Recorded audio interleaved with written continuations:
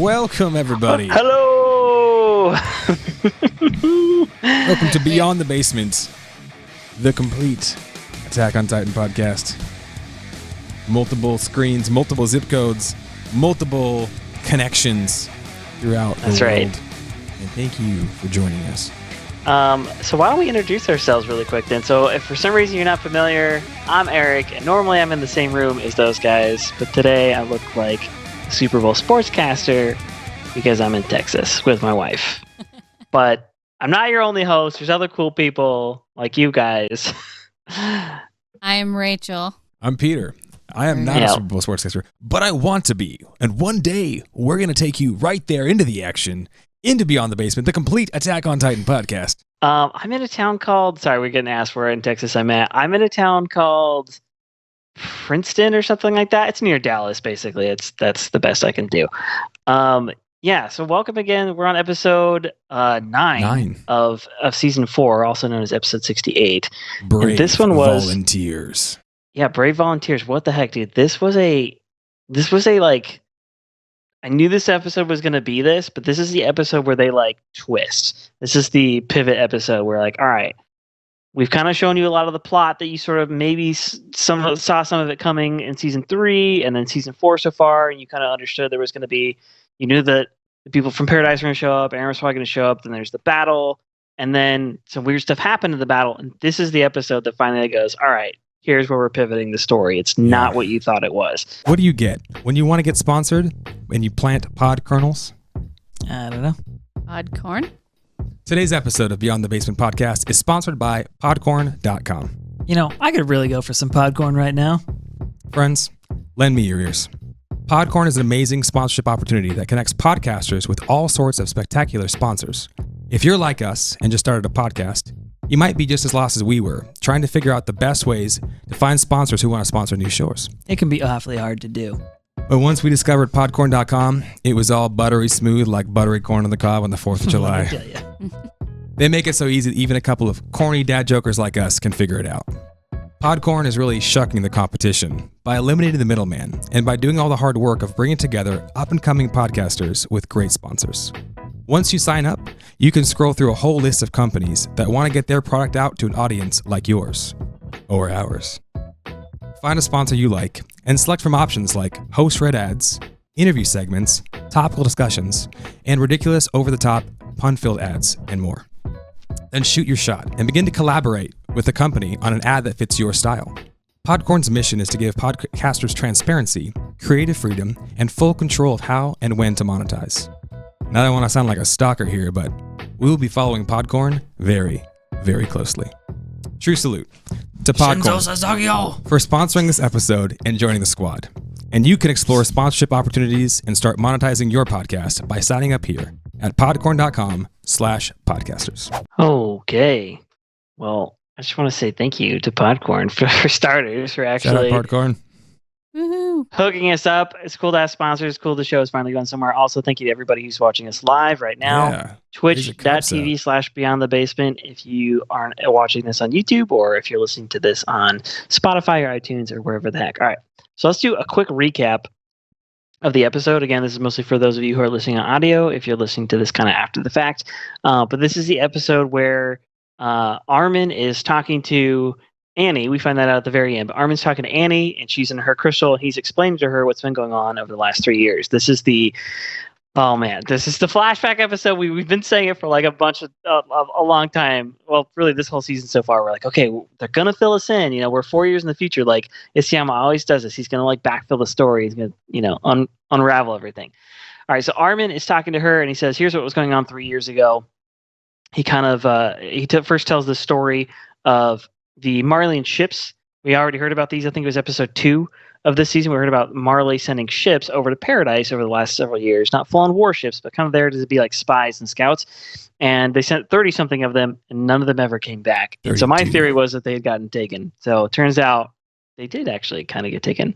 So we find out, or we watch this whole thing kind of play out where these soldiers on the ships, they get captured by Eren and by Hanji and the whole gang. And they get captured, they get interrogated, and we find out that a couple of the soldiers on the ships are defectors. And so one of them we've already met. It's Yelena, or both of them actually. The two that we see here are Yelena and Onyankapon, I think. Yeah, I think I'm saying it right. Al Capone's And uncle. yeah, right. That's totally can totally see the resemblance. Yeah, so these two defectors are really willing to share a lot of information, and so they basically say, "All right, here's what Marley's military is like. They're developing planes and weapons and all this kind of stuff." And they basically give them the full like lowdown on what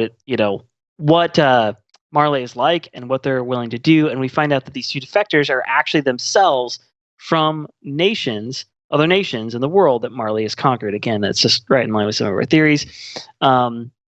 We find out, we kind of go to the war room with the whole kind of upper military and leaders and stuff from Paradise. And we find out that Zeke has been in communication with them. And this is all flashback. Zeke's been in communication with them.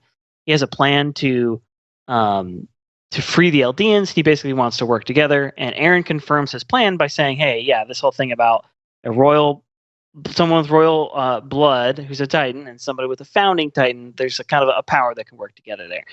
So we've known that since the end of season 3, and we'll get into that, of course. So these volunteers, these defectors, come up with a plan. They use like a false flag thing to make sure to ward off any of the incoming ships from Marley. And Armin kind of starts to wrap up his part of like telling the story to Annie, and he says, it was fun back then. Eldians were, feared and hated by the world, and gosh, we get a bunch of. I'll kind of skip over this for the sake of the recap because there's a bunch of short scenes in here. We've got the Sasha eating the food, and we've got the whole discussion with Onyankapon about why his skin is dark.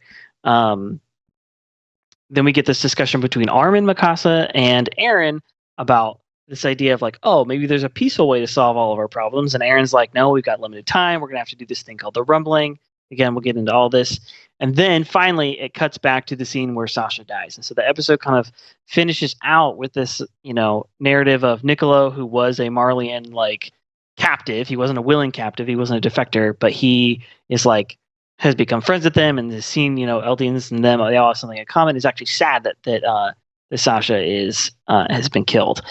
So we finally end with, some of this, like, again, there's just so many like random like little scenes, all building details here. We finally kind of get to the end here with we find out that Marley now has some of the Titan, or not Marley, Paradise now has some Titan serum. For whatever reason, we aren't sure. They have their defectors who were helping them at gunpoint, which is not very friendly. Zeke and Levi, Levi takes Zeke out to the forest of giant trees to like store him.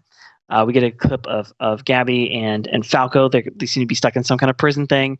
And last but not least, we get this. I can't wait to talk about this. We get this scene with Mikasa saying, live and fight, and then cuts over to Eren. Eren's basically saying the same thing. Like, if you want to live, you have to fight to win. And we'll get into the whole thing. Okay, so that's the breakdown of the episode. Gosh, there's so many. Yeah, there's so much here. Anyway, let's just go straight into this first scene here. We may as well talk about this now because we saw this in the trailer. This is Armin. He's got the seashell in his hand. With the shell, and it's Annie and the crystal. Yep.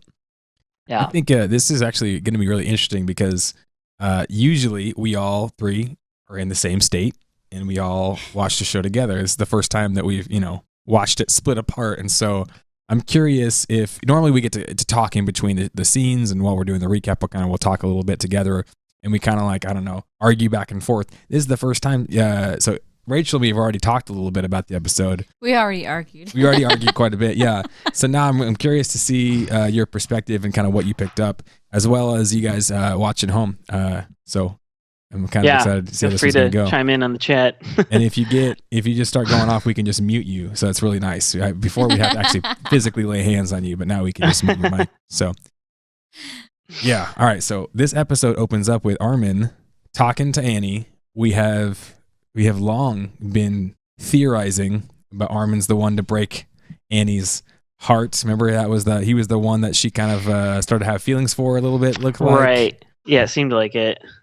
And she asked him the question way back in season 1, right? It was, hey, if you were told to go die, would you just do it? And he said, I guess it depends on. If I understood the reason. If I understood the reason, yeah. And so now we have a lot more context to kind of what they were talking about there. She was asked to go basically die, to go, become a Titan where she's got a limited lifespan and to go invade, go to war. Yeah. And I think she was regretting that and having some remorse. We know that she's had some mixed feelings about Marleyan and Eldian rule because she's seen some hypocrisies. So now it's kind of interesting to see how she was, talking to Armin about her choices. Then she got enclosed in crystal. She seemed to have some emotion for Armin, some feelings. And now here Armin is coming back, talking to her, his icy girlfriend and crystallized girlfriend. Yeah. My first thought with this actually was that she's in the crystal. Like, again, we pretty much know this because of like what was going on in the trailer. Like, okay, that has to have been like what was, like as soon as they showed Armin holding the shell, I was like, oh, he's talking to Annie. But maybe I'm wrong with this, but it seems like maybe he's either been talking to her, like going and having these conversations with her, just sort of in faith, like this whole time, because I don't know, maybe that's certainly possible. But to me, it seems like he's talking to her specifically right now because they just saw the whole Laura Tiber thing happen, where she was Laura Tiber was clearly aware and could hear and like interact and had this like very full like function. She was fully functioning, though inside the crystal she could definitely like interact with the rest of the world, though she was like stuck in this thing. Yeah. And so I almost kind of wonder if that's what Armin's like idea was. So I'll go talk to her. The other thing is that I think he's there because again at the end of the episode he says, I used to think I knew Eren better than anyone, even Mikasa, but now I don't know anymore. And I wonder if that's the whole thing, is like he sort of like knows, like he's like, I think I'm losing my best friend. I don't know if I can confide everything in him. And so who do I have to talk to but you? I mean, you can't talk back anyway. And you're somebody I wish we could have been friends. Like he has this kind of emotional connection from like years ago. So now he's there before like the only person he feels like he can like trust, which is somebody who's kind of not there at all in a way. But I think she's hearing him. Yeah. I feel like because this show is really optimistic and nothing bad ever happens to the characters, I know that good things are going to happen in the end. I know that Armin and Annie are going to get together. They're going to make cute little blonde kids. But here's the thing. How is he ever going to be able to buy a wedding ring after she has done the whole crystal thing? It's like nothing's ever going to compare, bro. Like, oh, you have a little thing on my finger? Like, I was a diamond, okay? She could just make her own diamond. Annie is the free therapist who can't run away. True story. I'm still not sure if she can come out of that thing. Like, I don't know, man. Because, like, Laura Tiber was in her crystal, but the only thing she could move was her eyes. Yeah. She wasn't talking. She did form the other, like, tendril thing. I mean, that was still there when he ripped it out of the ground. She was, like, conscious. Yeah, I mean, I don't know. She couldn't move her body at all. She could only move her eyes. And when she was being crushed in Jaw Titan, she wasn't screaming or anything. She was just like, Yeah. But I think clearly she's not in paralysis though. Meaning like, you don't think, like I said, maybe No, I'm saying Laura Tiber wasn't. Mostly if paralysis. She in crystal form. Yeah, I'm saying if she in crystal form is still like conscious, is what I'm saying. Right. Perhaps she's not in a coma. Right. Mm-hmm. That's what I mean. Although Annie seems to me like she's in a coma. What I would do if I really wanted her to like get out of the crystal thing is I would just get a stereo and I would just play Rebecca Black's It's Friday again and again and again on repeat until she was like, okay, I'm coming out of the crystal. I can't take it anymore. I'm done. Okay. So this is really just the opener. Armin does his little, he's like 3 years ago. Back when, what does he say? He says 3 years ago is when we might have been able to change things. And it's like I hate when Armin's hopeless, because when he's hopeless, I'm like, oh, that just makes me feel good. Like I don't know if this is gonna work out. He's like the optimist. He's like the Luke Skywalker of the bunch, And if he's not feeling optimistic, I'm like, dang, we got to get Hanji, get in here and speak some life into your boy. Seriously, yeah, somebody's got to come in and like sort of rescue things. Okay, so he opens up with this like story.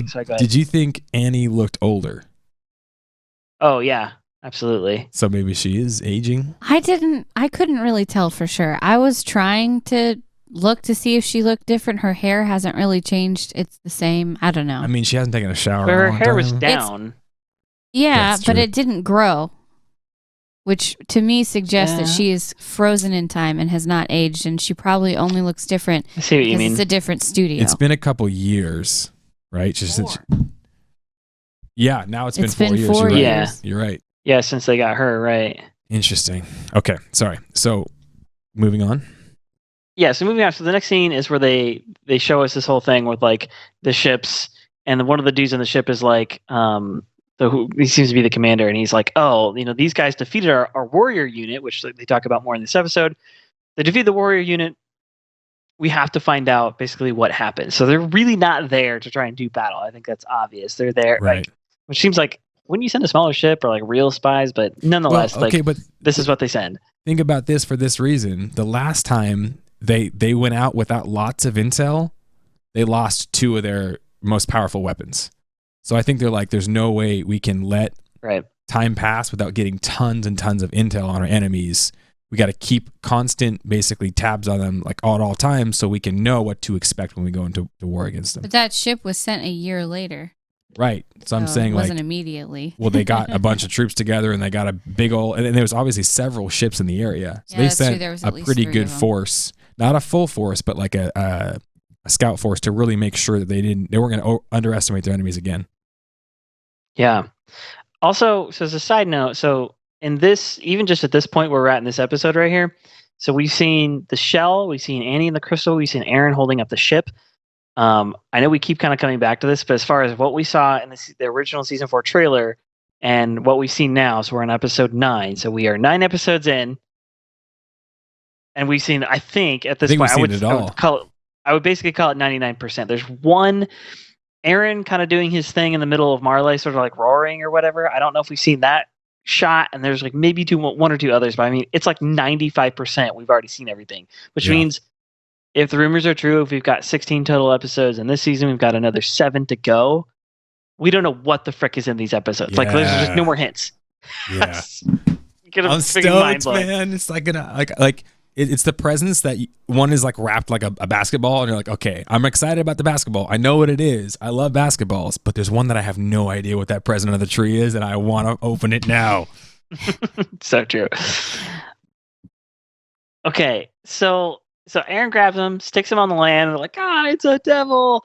And then, dude, this has got to be the best. This may be the best. Like, Hanji has a lot of great moments, but this is some of the best Hanji you can possibly hope for. Yes, it's so good. It totally reminds me of the way she talked to Sonny and Bean. Yeah. I was like, this is classic Hanji. She's speaking like she's welcoming a guest into her home, but she's actually going to tie you up and study you like you're in a petri dish. I love. She's like, I made a friend with your guy who already came who has a knife in his back, by the way, and is trembling with fright. Right, Niccolo? Right? You wouldn't say anything, and he's like, just kill me. And she's like, Niccolo, why would you say that? What are you doing? One of the things Commander says is, this island of devils defeated the warrior unit. We have to know what's going on at all costs, right? Even though the first scout haven't come back ashore, we got to know what's going on. And then as soon as Eren transforms and grabs them, they yell, "It's a devil!" And I think they're starting to actually to nail it. I think they're starting to actually call it out true. I don't know. I'm worried about this. Yeah, same.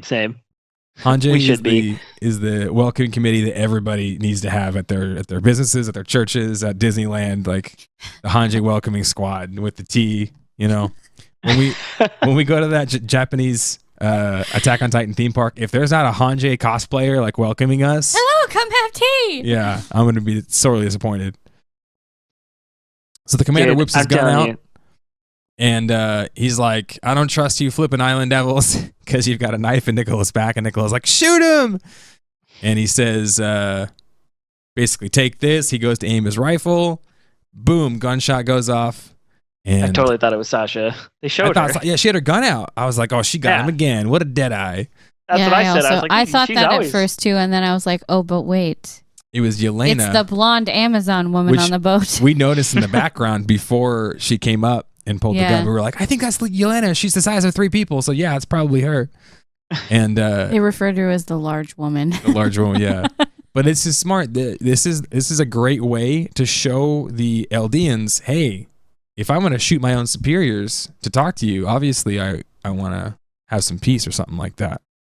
Yeah, I mean, this is the first moment in this episode and in the whole series where they've been really 100% clear about, okay, in the world, like we've been getting this vibe this whole season so far. Like you've kind of got Paradise as sort of one side, and you have Marley as the other side. And that's how we started out the season. Is thinking, okay, you basically have two sides. And of course, on our podcast, we were always theorizing like, oh, there's probably more to this, and what about all these other things? And sure enough, now we've realized, okay, there's other nations, and that Marley's conquered these other nations, and they've kind of given us bits and pieces. But this is the first moment where we finally see, like, oh, there's not only other nations in the world, but there's other nations who are in fact opposed to Marley, which we've been, again, seemed evident, but this is where it's first, like, very clear, like, oh, okay, these people are not Marleyans by choice, as we find out in a minute, and, like, there's a third side in a sense, and this weird alliance starts to form from this whole thing. But I just love that, like, this is the way that they introduce it. Like, you've been getting hints the whole time, and then now it's like, all right, we're gonna prove, you Eldians, we understand you are not the weak ones of the world, not weak and also not horrible. We actually kind of want to be allies with you, and we actually, the enemy of my enemy is my friend. Like, we have a common enemy. I got forced into this, and I'm gonna prove it to you with the sound of a gun. And it's typical Isayama style to have it not be like there's a little bit of drama, it's a little bit of mystery into it. It doesn't just like come together all clean. It's like, hey, here's how we're gonna do this. Like, it's opportunistic, essentially, is what that is. Yeah. She spins around too, and she says, "Eren, I've longed to meet you." Yeah. So, which makes me think, which I thought this last episode, I'm willing to bet she wanted to be on that boat. Like, it was on purpose. Like Zeke and Onyankapon as well, that they were like, no, we want to be on these ships going to Paradise because we want to see if we can, like, make contact. Yeah. And it also goes to show us that if she knows about Eren and she knows about the Titan power or whatnot, then she's probably been briefed by Zeke on quite a lot. Mm-hmm. On quite a lot of what happened at the homeworld. So maybe she knows more about what Reiner went through, and maybe she knows more about that. So we don't know how much she knows, but she obviously knows more than the average person who's like, oh, a devil. Like, no. Yelena knows. Yeah. And she's pretty smart. So we go to the she campsite. Clearly, what's that? Then we go to the campsite scene. Mm-hmm. And we see her and Onyankapon are like there, and they're having tea with Hange and Levi. And it's funny. It's like they're like trying to like to big shot these people. They're like, oh yeah, gun. We've totally seen one of those before. Yeah, semi-automatic. Yeah, definitely know what that's about. Anjay's like putting her only good eye right up to a loaded gun. Anjay-san, listen, you'll shoot your eye out. Okay, you need to be careful. You need to be careful with that kind of thing. And trigger discipline for sure, kids. Yeah, so trigger discipline is horrible, but it's kind of funny how impressed she is. She's like, oh, that's how you shoots a bunch. Like, yeah. Hanji's like a very smart person. She's that rare type who's like, you're really smart and also kind of dumb, but also really smart. Like, it's just, yeah. She's like a typical engineer. Like, she doesn't understand how relationships work, but she totally wants to figure out the ins and outs of every. She also has an entirely complete disregard for personal safety in of her own body. And bubbles. Yeah. And 100%. Probably some hygiene. Okay. We skipped over this really quick. I want to mention this super fast because this was actually like an important little clip. So in between these, so before they get to the campsite thing, they did cut over to Eren, or they cut over to like the group, and they're like, I think it's Armin saying like, oh, it's we're really lucky that they're willing to share all this information with us. Like this is like a lucky break, which is another kind of line that makes me think, I don't know if you're so lucky, Armin. I think this is on the part of Yelena and the gang. This was on purpose. Yeah. They were trying to make contact. But then Eren says, well, this time we stopped them by chance. But if they came in like a giant force, we for sure would lose. Yeah. And we've got to do something. And so here's the thing is, this is inherently true. I know this episode goes on to kind of explain like why they haven't so far and so on and so forth. But Eren is correct that like on just like a toe-to-toe battle, even with two amazing Titan powers and their intellect, and they've got the scouts, like it's not like they have nothing, but they go on to explain like, okay, in the tent, what's her name? Yelena's explaining like, listen, we've got 20,000 per division, so we've got 1 million soldiers to work with. We've got 3 fleets, all of 21 ships. Yeah, like they've got a huge force, and Eren, without even knowing those numbers, is very aware. Obviously, I think anybody could be like, if they came like in full force right now, we'd be done for. Basically, that's for the luck. If any bit of luck is coming in. Basically, you're lucky that like the other nations found out these Titan powers were lost, right? And they went to war with Marley. Like the reason you have been attacked for years is because they've been busy elsewhere. But give them 5 seconds, like, and we've already seen this, right? They've already made plans to return to Paradise, take the founding Titan. Like this is already the plan. It's like, no, we are going to kill these guys. We'll just get back to it. Okay, we got to take care of this first, and then we'll get back around to slaughtering the Island of Devils. So like, Eren's. The reason I'm pointing this out is, yeah, the reason I'm pointing this out is because this episode is obviously, again, explaining even more. Like last episode, we're getting even more of these tidbits and traces as to like Eren's like changing person and changing character, and his motivations are sort of diverging from Paradise as a whole. And you're like, and so like last episode, I'm like, bro, what are you doing? Like, get in line. Like, what's the whole story? But now, I'm not saying I'm on Eren's side, but I at least understand when he says stuff like this, like his reasoning isn't completely irrational. It's not, I just want death. It's no, like I actually like, I'm trying, he's a pessimist is what he is. In this moment and throughout this episode, he's being a pessimist. He's like, no, like we can beat them, but we can only beat them by force, and we have to get clever with it, which, I mean, yeah, we'll get into it more, but let's finish with this little scene really quick. All right. So then Levi's like, listen, Hanji, like if you make a big deal about everything, like he says, don't freak out or they'll think you're weak. Yeah, like they're not really sure at this point how far these relations are going to go. Obviously, we know that they went really well, and they hooked up for 3 years, and they were able to formulate a plan. But at this point, they don't really know. They're like, hey, let's just, and you're at negotiations, you always act. Oh yeah, I know all about that for sure. And yeah, guns, yeah, we know all about those. Don't show any signs of weakness. Exactly, and put on your strongest face. Yeah. And don't be impressed by anything too much, and don't take an offer too quickly. Don't be too eager. Yeah. So he's like, let's just big shot this. Like, yeah, for sure. And then Onyankapon's like, yeah, they've made a lot of, progress in the aerial department. Hanja's like, airships? Y'all have flipping airships? And I'm like, dude.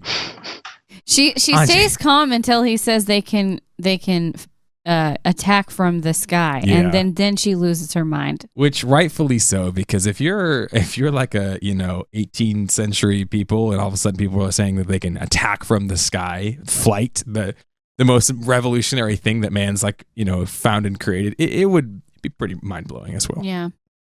Yeah. So, I mean, even if they knew about airships, having like actual like planes, like something like she said that can attack like as a strong force coming from the sky sounds like a big like, oh yeah, we're definitely done for, because like I would even say, because I know what they're about to reveal is like, oh, the pure Titans have been an accidental defense for the Eldians on Paradise, but I think in the minds of the people in Paradise, the walls are still somewhat of a defense as well. So like if they're coming via land, we do have walls to work with. That's something. And it's not great, but at least it's something. And then it's like, oh, well, they can attack from the sky. Yeah, walls are useless. Sorry. Yeah.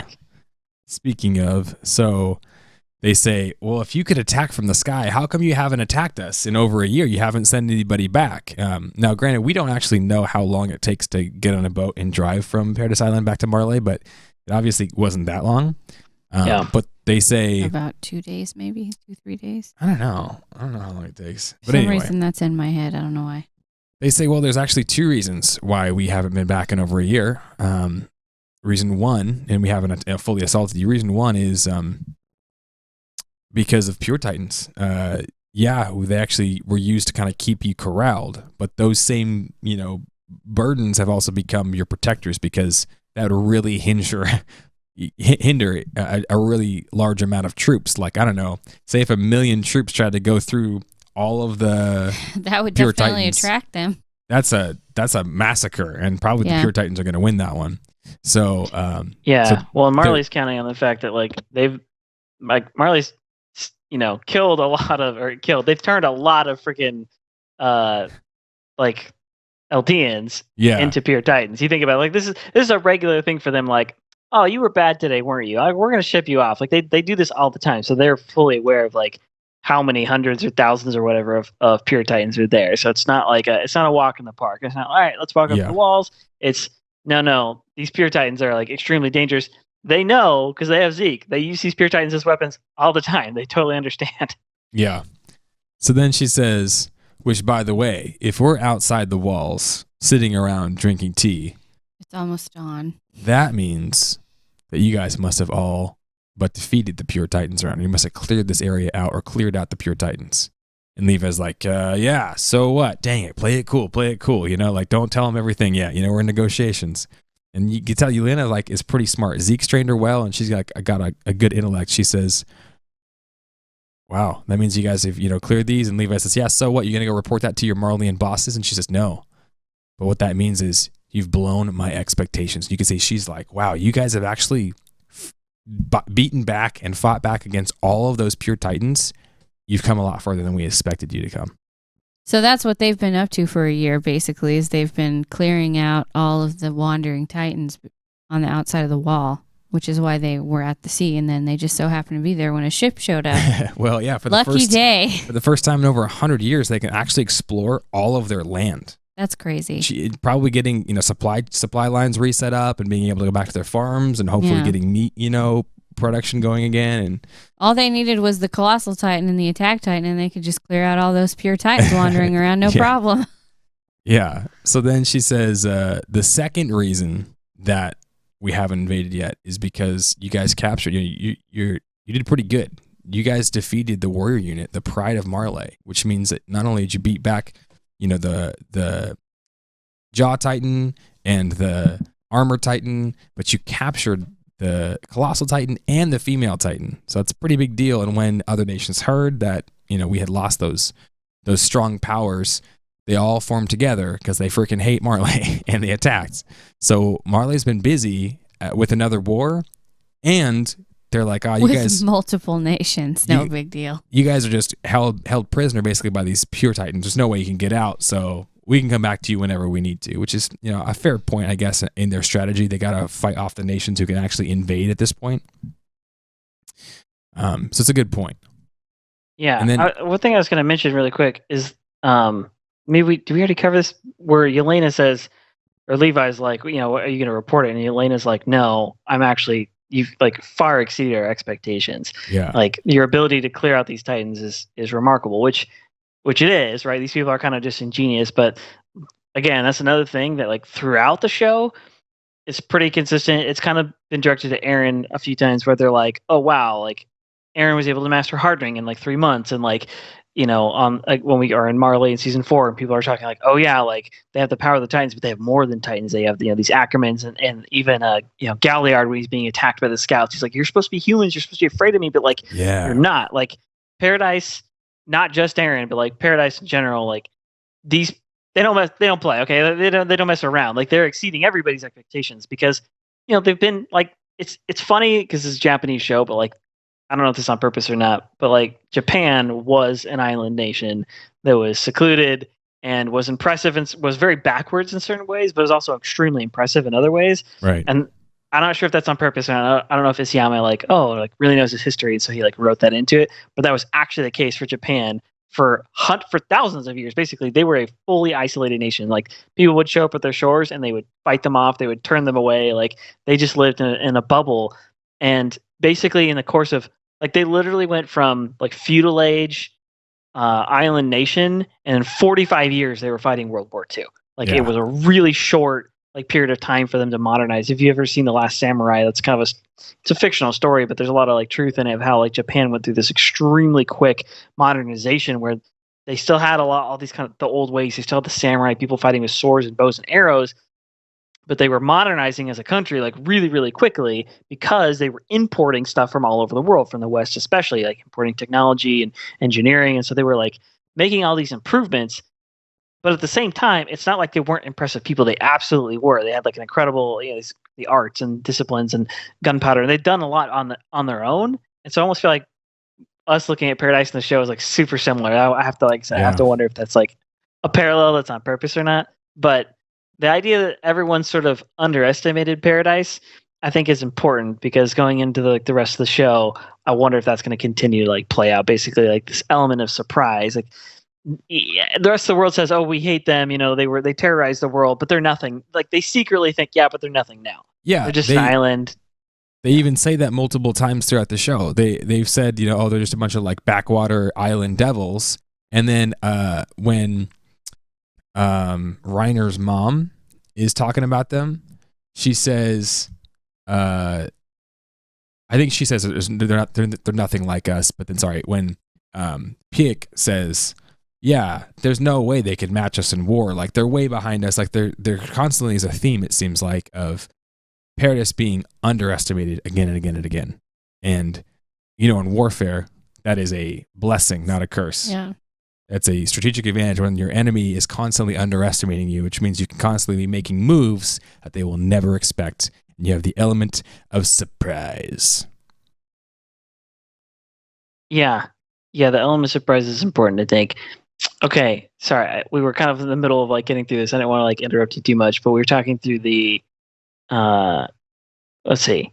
Blown expectations, Marley's at war with multiple nations. Oh, that's right. This is where they get to this really interesting point where Hanji says,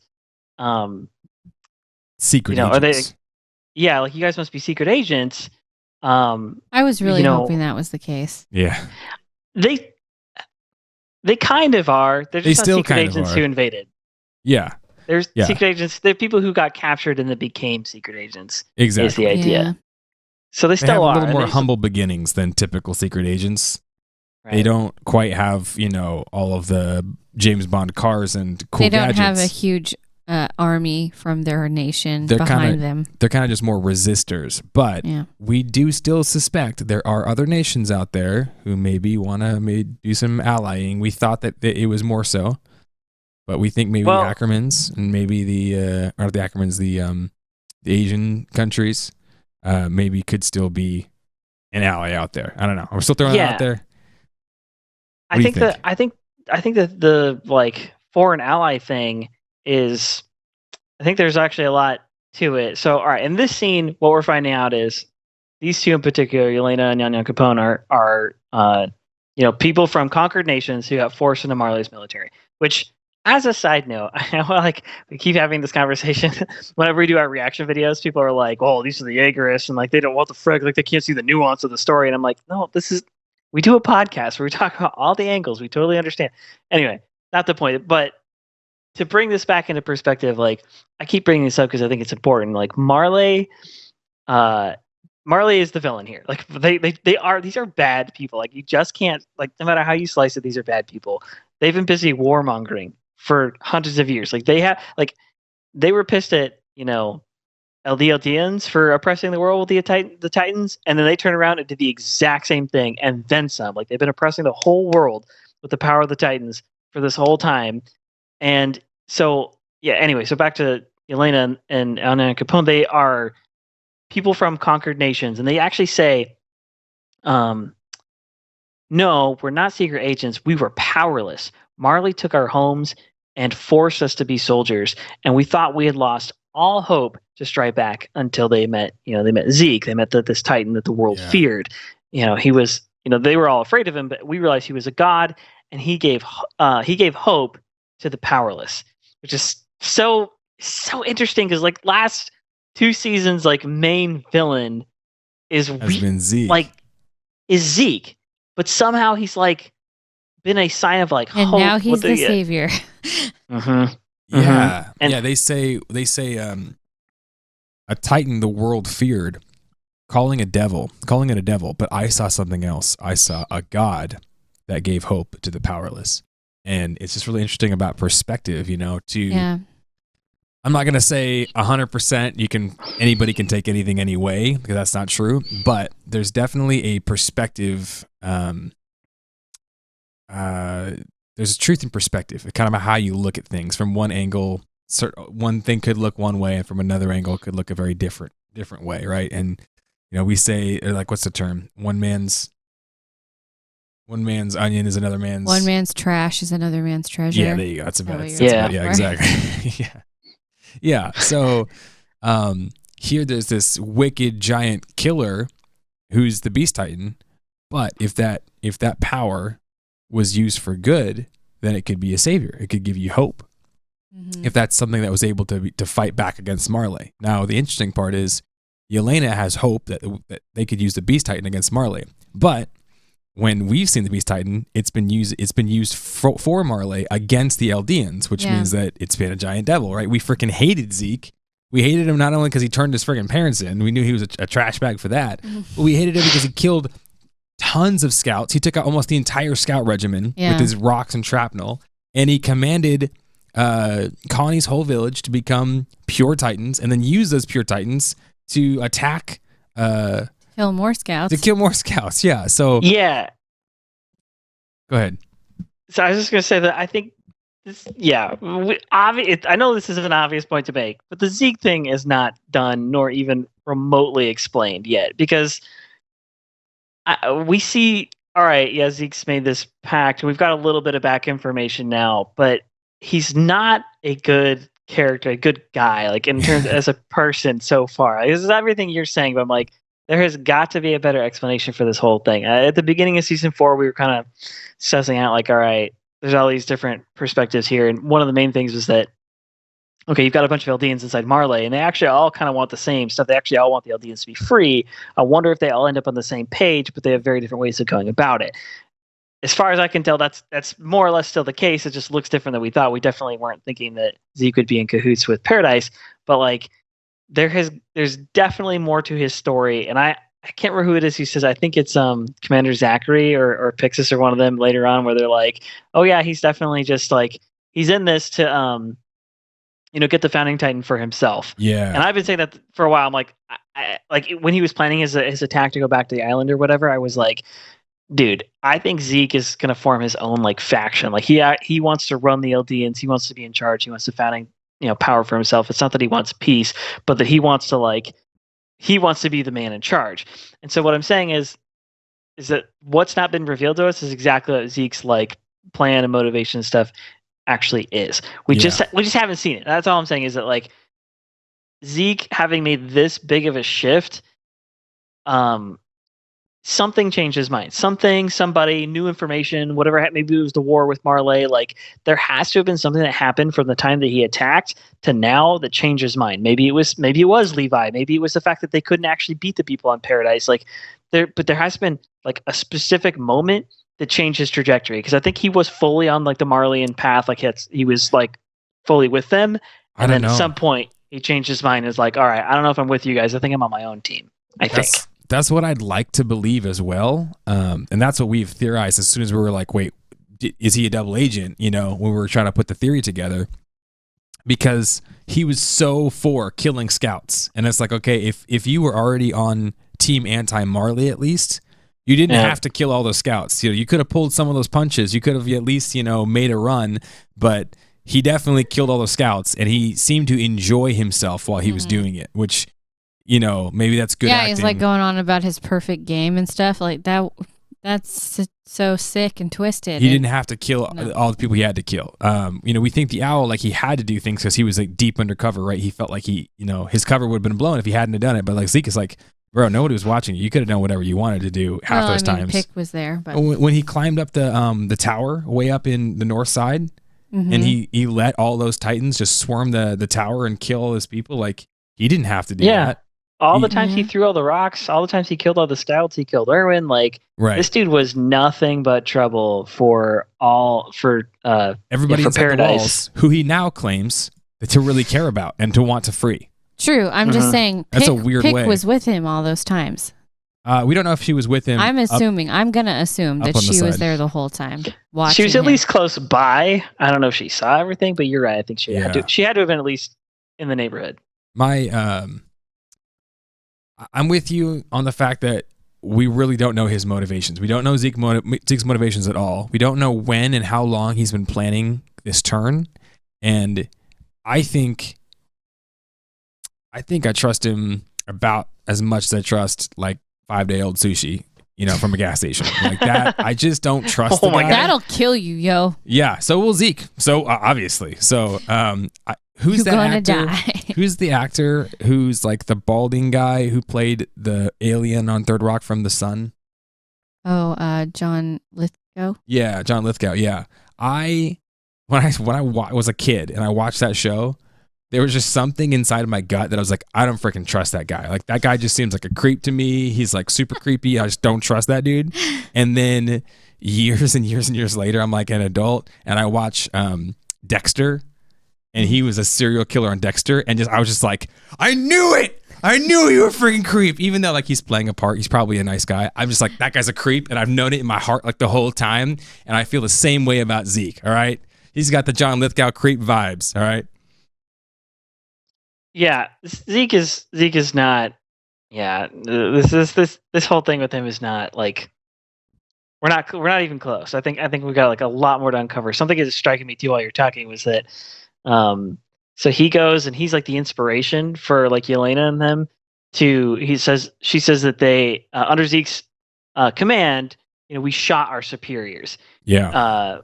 And so I think what she's referring to is when she, what we just saw, she literally just shot the dudes on the boat because Zeke was like, yeah, hey, get on this boat. Like he kind of coordinated the whole thing. But what's interesting is it seems to me at least like Yelena and Onyankapon, like definitely not Eldian. Right. So like for Zeke to use them, to want to use them, you see what I'm saying? Like he's not just like, I'm going to free the Eldians are going to be free. We're going to be united people. Like, and that's the whole point. He's never said that either. He's the one character like a lot of people have expressed so far. You had Falco, even Reiner, like a little bit. Like different people have kind of expressed this like desire for the Eldians to be free. Gabby, like they've all said that pretty explicitly. Like he's never actually said that exact thing. And I don't know, like you see him saying like it would make more sense if they were conquering some other nation and he like recruited some other Eldians or something, like somebody had something in common with her, a way to like, there's just a lot more to the story. Specifically, Yelena, somebody wrote in the chat too that she's kind of got like Hanji vibes. Like I totally see that. Like she's definitely very clever, very smart, like has a weird obsession with like a couple of Titans in particular. Like we're going to unfold more with her, but I think she has serial killer vibes if you ask me. Yeah, for sure. I don't trust Zeke or the people who hang around him. Yeah. Yeah, she's it's the way they're drawing her, but her eyes, they just make her look creepy and like she's a cat about ready to eat its prey. Yeah. All the time. She just always has that look on her face. Constantly. So she says, yeah, under Zeke's command, we shot our superiors. We are the anti-Marleyan volunteers. Our goal is to free Eldia. So going back to your point, Eric, did a switch flip where Zeke said, okay, I can't take this thing by force. Therefore, I'm going to have to be diplomatic. Or, Martyr thinks that he was trying to get the founding Titan power by eating Eren. And then he realized he couldn't do it that way. But that doesn't explain how he figured out that the founding Titan had that vow, because he's got royal blood. So if he eats the founding Titan, that vow of peace is going to come over Zeke, and he's not going to be able to resist it.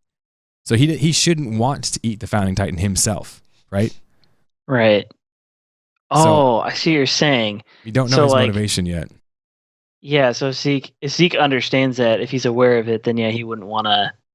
Okay, I see what you're saying. Okay, let's get out of this next scene. We've kind of pretty much already talked through it, but it's with the kind of the top military and different leaders and stuff like that. Historia's there. It's all the bigwigs in Paradise, and again, this is the 3 years ago, and this is where they first get this request from Zeke, and it sounds like it's not clear how they got this request. To be perfectly honest, they don't. Yelena gave it to them. Yeah, Yelena gave him a document. It's like all of his requests. So she must have had it with her, which again lends credit to the idea that like this was all planned. Like she was planning to be on this boat. She's planning to shoot her superiors and make this all happen. They plotting, bro. Okay. They plotting. Yeah. So, all right. So they read the request, and of course everybody's like, nah, I don't even want to hear it. He was a beast Titan. He killed, turned people into Titans. He killed the scouts. They don't even mention the fact that the dude killed Erwin. Okay. I'm sorry, but like. Right. You know what's interesting too is that all the people that were objecting and yelling and screaming about that were all military police people. Yeah. Not scouts.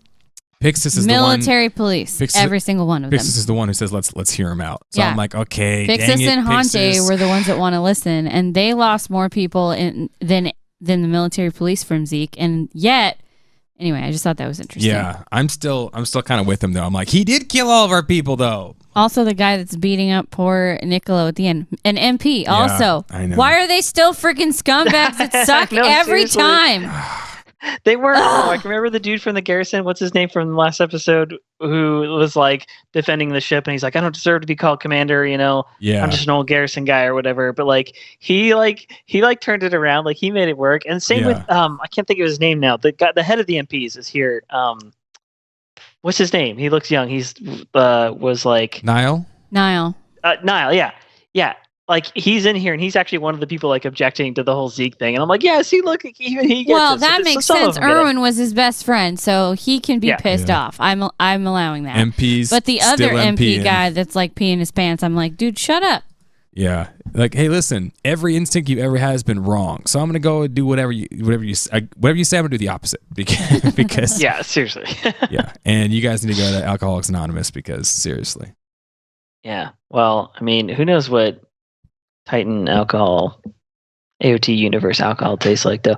Okay, so yeah, all right. So Zachary points out that Zeke's only goal is to take the founding Titan, and if he couldn't do it by force, he's going to attempt to do it by diplomacy. I think he's probably right. I think so too. And Pixis is the one who points out, like, all right, well, he knows that we're going to be expecting that. I'm assuming that. Let's hear out the rest of his plan.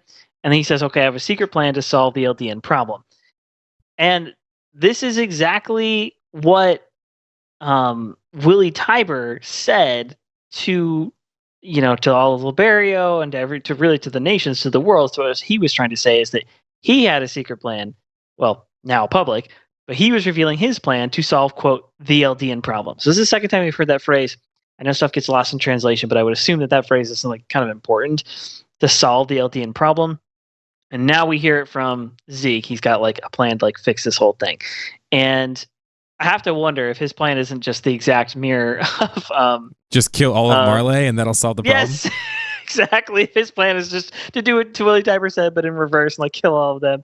Why does everyone's secret plan always have to do with just mass genocide? Like, can we get some secret plans that are like, hey, here's what we're gonna do. We're gonna send him a love letter, like, I don't know, like we're gonna send him a big box of donuts, and then they're gonna be like, hey, we're your friends, like, no, we're gonna kill everyone on the island. Like, bro, let's just kill it with the Hitler vibes. Okay? I just want to say that him saying he has a secret plan to solve the Eldian issue is way too vague, and it makes me nervous because that is open to interpretation from too many angles. Because for the Eldians, the Eldian issue is they're trapped in freaking walls and they're oppressed and they're treated like human garbage. Yeah. But to the rest of the world, the Eldian problem is that they're scary and are devils and can turn into monsters, and so they should be wiped out.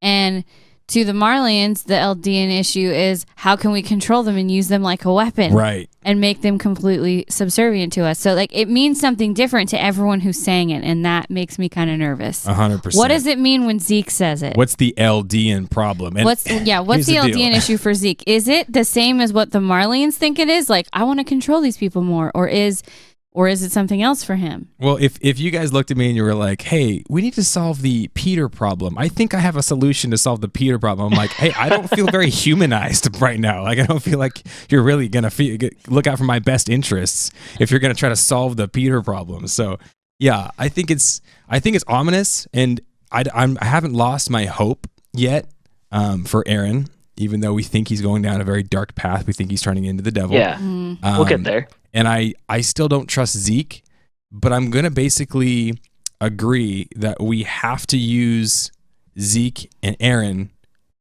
to accomplish our goals, not that we trust them. Not that we put our trust in Zeke and Eren. The brothers Grisha, we don't. The brothers Yeager, we don't trust them, but we can. It's because Dad's not around to discipline them. Yeah. The brothers Yeager. Dina Titan, she needed to be there to bust out her giant flip-flop and discipline those boys. That's all I'm saying. Okay, so in this thing, in Zeke's request, they mention, or Hanji mentions reading his letter, that he says what we need we need the founding Titan, and we need a Titan with royal blood. And we've already talked about this. It seems to suggest that Zeke knows that's he knows he's how royal. the coordinate power works, and then he says, basically this is what we need. I don't know if they quite say it here, but they kind of like figure this out. Yeah. Well, Eren's pretty much the one who says it, I think. But basically the idea is that, all right, if we get Royal Blood, Titan, and the Founding Titan together, we can control we can actually do the rumbling, right? The rumbling. Because up to this point, it's only been somebody who is royal, who has the founding titan, and they always get overcome by this, vow to not go into war, which I think is very twisted and not actually a correct way of saying it, but whatever, that's not the point. So I think Zeke has basically figured it out, but it's just not clear to me how. Like, how does he know? How does he know that that's how it works? Except that he's basically put it all together, like, because he wasn't even there when Eren actually used the coordinate power when it happened. But I suppose it's possible. It must be possible that he heard the story from Bertolt and Reiner and them, and is like, okay, if that happened, and he's, basically once he puts all the pieces together, I'm assuming that's how he figured it out. Bertolt and Reiner did see Eren using the founding titan power, right? So it's possible, but they could not have known that the smiley clown titan was his mom. There's no way they would have known that was Dinah Fritz in pure Titan form. So maybe they just put two and two together. Or remember how Zeke has been kind of doing some experiments of his own, it seems like, and he says, "Oh, I'll tell you my secret one day." Like, has he been trying to unlock the founding Titan power or the royal blood power himself? And he knows he can only go so far with controlling them, but there's got to be one more piece, and that's got to be the founding Titan power. But how does he know about the? Oh, I guess Willie Tybur did. He tell him. Probably was talking to Willie Tybur. Well, Willie Tybur told him about the vow that the founding Titan took for peace. So maybe he used Willie Tybur's knowledge, his own expertise, and what Eren was able to do, and said, "Okay, if we get all these things together." Yeah, I mean, since Zeke's plan was to use Willie Tybur to be the voice that would say the narrative to the world about the Eldians. I'm thinking they probably had a pre-existing relationship before that point. Interesting. Maybe not, but I think they probably did. Yeah. So he maybe knew the true story. What I'm wondering now is, were he and Willie Tybur in cahoots secretly? Like, did Willie die on purpose because he knew... He was ready to die. He seemed to know that he was certainly going to die. Like, he was certainly going to be eaten. And it seems like he was prepared to die that day. He said goodbye to his wife. She cried knowing that she would never see him again. Like, it seemed like they were saying goodbye forever. And so Zeke's the one who contacted him. Exactly. And I'm starting to wonder, like, how deep this plan actually was, and if the Tyburs were involved, and if, what's her name? Laura thought that she was going to be eaten too. Like, who knows? Yeah. I'm really starting, like, at this point, I'm questioning everything because Zeke was a bad guy, but now maybe not? No, I don't trust him. Yeah, I don't trust him either. All right, so this is where Eren actually says it, basically all what we're saying. He says Zeke must have figured out a way to elude the vow of renouncing war.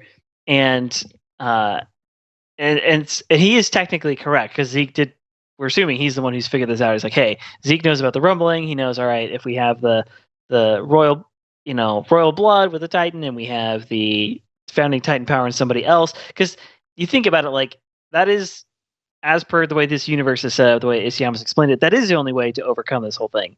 To overcome specifically the vow renouncing war. It's to separate the vow from the person with the power, but now you can, like, now once they're separated, you have the vow over here, you have the power over here.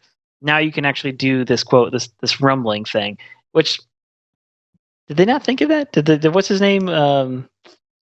He wasn't Fritz, or was he? Yeah, King Fritz. What was the original? King Fritz. You say, he just must not have thought about that. Like, well, what if somebody gets this power that isn't royal blood? I don't know, or maybe he just didn't know how it worked. So Eren actually says our one hope is, the one hope for the Eldians to survive is to activate the rumbling. So again, this is like second point in this episode where we see Eren going like full aggro and just he's being a pessimist. I'm gonna flatten the world.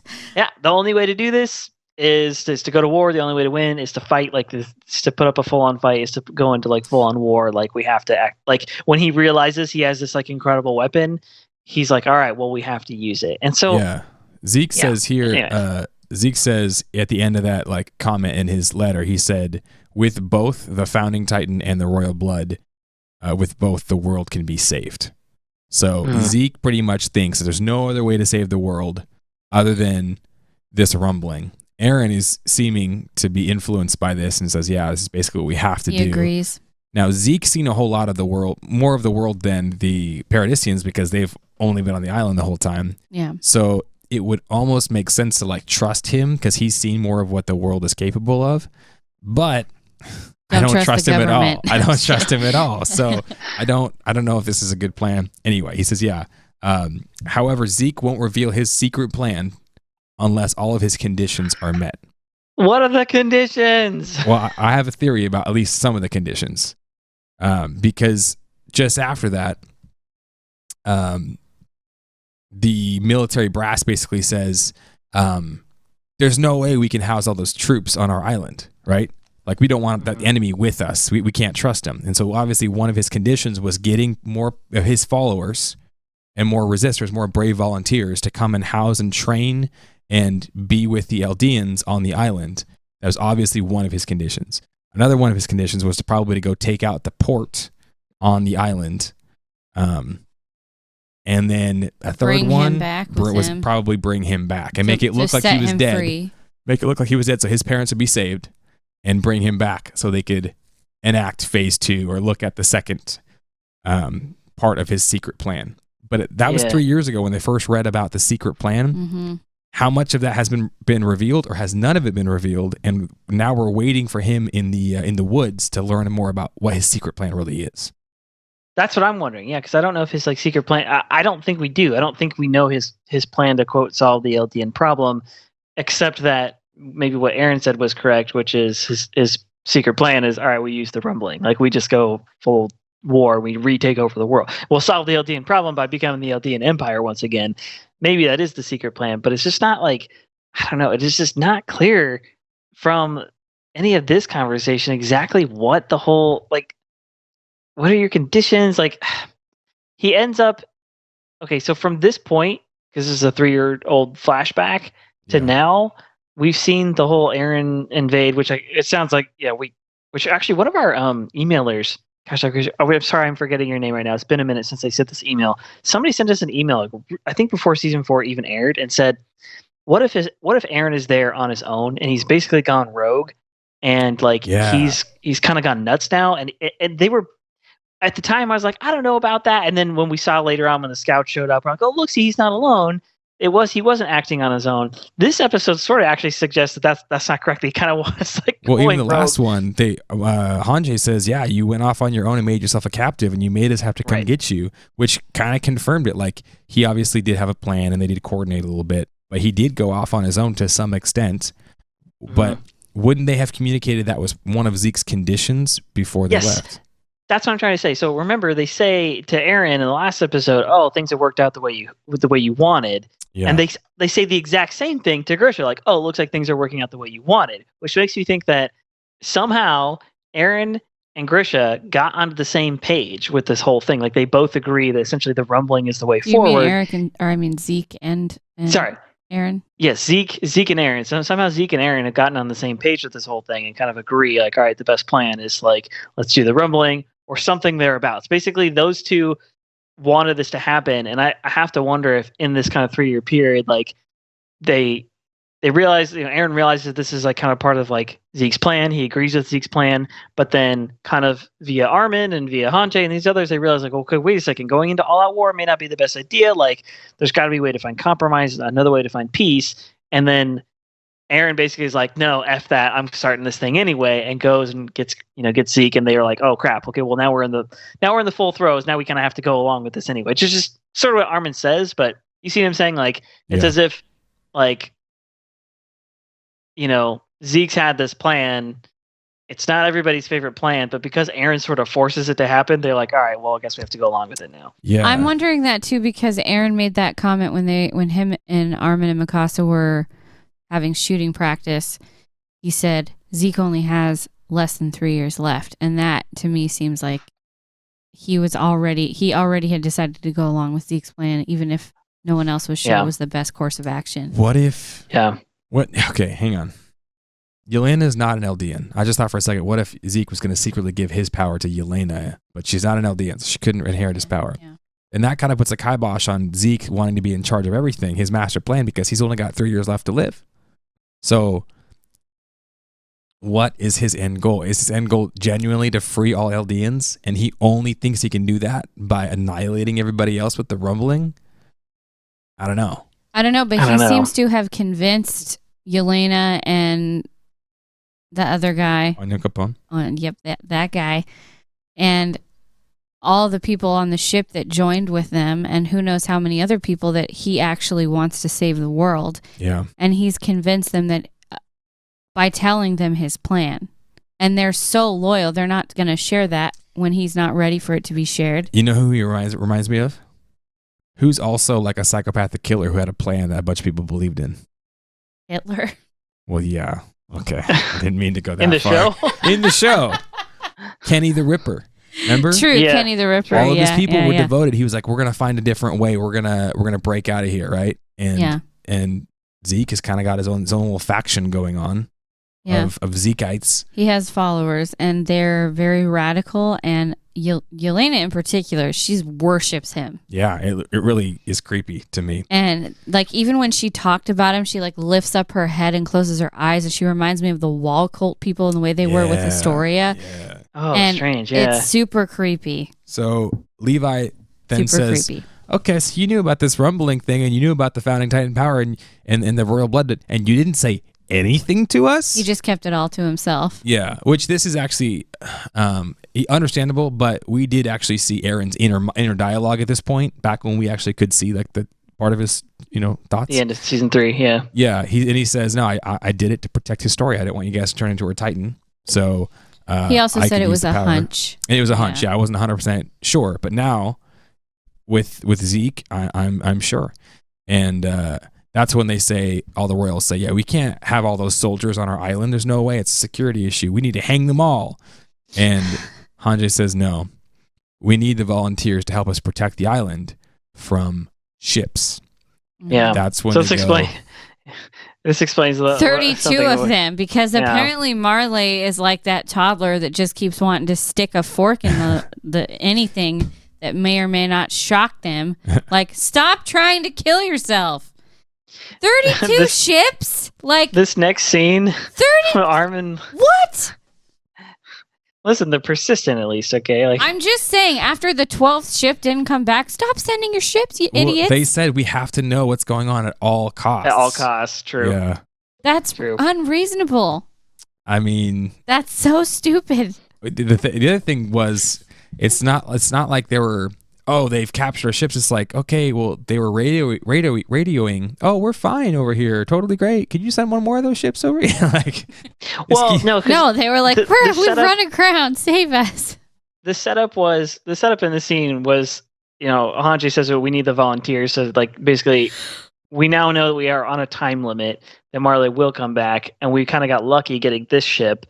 But in order to protect us from future ships, we need to set up like a defense thing. And the defense thing is the radio signal. The radio signal clearly doesn't go all the way back to Marley. It just goes out to like ships in the area. I'm just And so when they think a ship is in the area, they do the false flag, the stress signal thing, and I then call they show this up. one But the Admiral Akbar. It's a trap. It's a trap.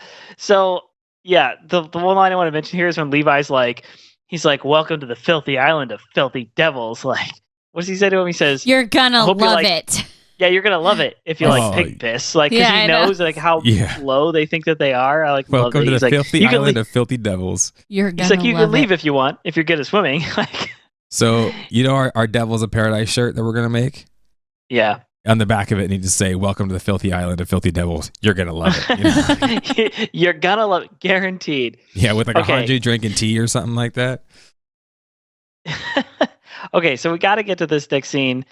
Armin's kind of like still narrating. It's like, it was fun back then. The Eldians, we were feared and hated by the world, but not everyone across the sea was our enemy. We realized that the world was complex and full of unknowns. And this is where Sasha asks Onyankapon, like, bro, why do you have dark skin? Which is a good question. Like, if you've never seen anybody like that. And this is like the most interesting like piece of dialogue where he says, our creator thought it was more interesting to make us all with a mix or with a mixture. And Fact check, I was true. like, yeah, exactly. I was like, fact check true. It's like, yeah, I love this guy even more. Like, I liked him to begin with, now I love him more. And he says, you subjects of Ymir are the same, meaning like you're part of this mixture. And we all exist because we are wanted. Now, this is like very like side note. I feel like this whole conversation isn't like, maybe it's not crucial to like the plot of the story, but as a Christian and as a believer and stuff, I'm like, dude, this guy's like saying stuff like near and dear to my heart, which is That's like, right. no, this is what makes us equals, that we're wanted. Like that God like made us, like he created us for himself, and then he actually like wants us. And Armin then asks the question, he's like, who created us? And he says, the one who gave the founder Ymir her power, God. Or at least that's what some people believe. Aren't we free to think what we want? And I'm like, I think this line, like Isayama like slides this in there because he's, you know, it's obvious, at least to me throughout the show, like the dude is like playing with philosophy and morals and religion and ethics and like is throwing all this stuff in there. But the fact that he throws this line in, I'm like, we're free to think for ourselves.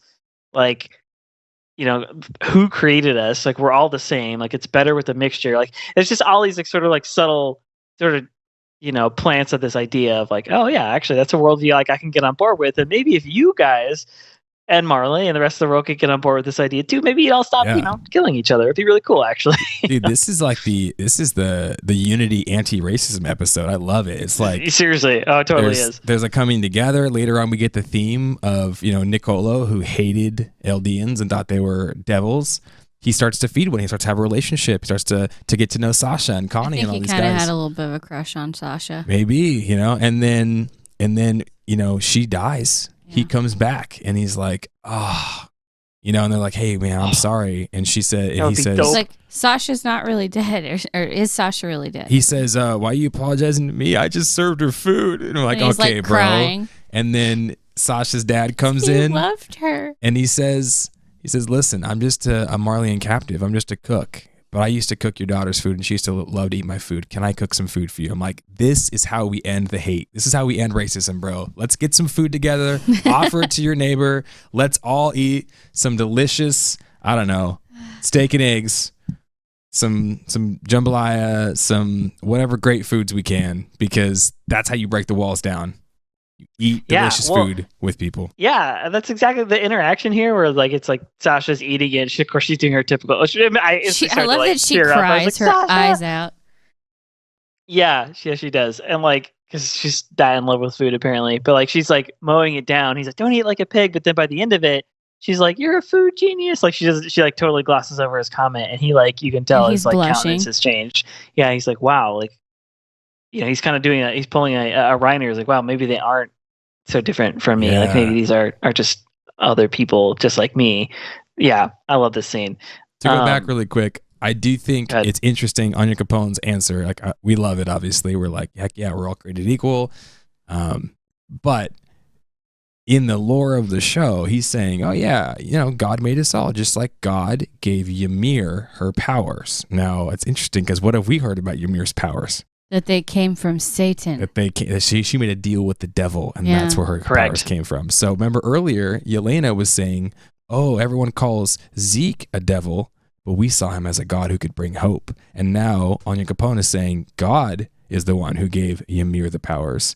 And everyone else has said, no, the devil gave her powers. So it's really a perspective thing in the show. Well, remember right now. The wall restorationist? That's actually what the wall restorationist said.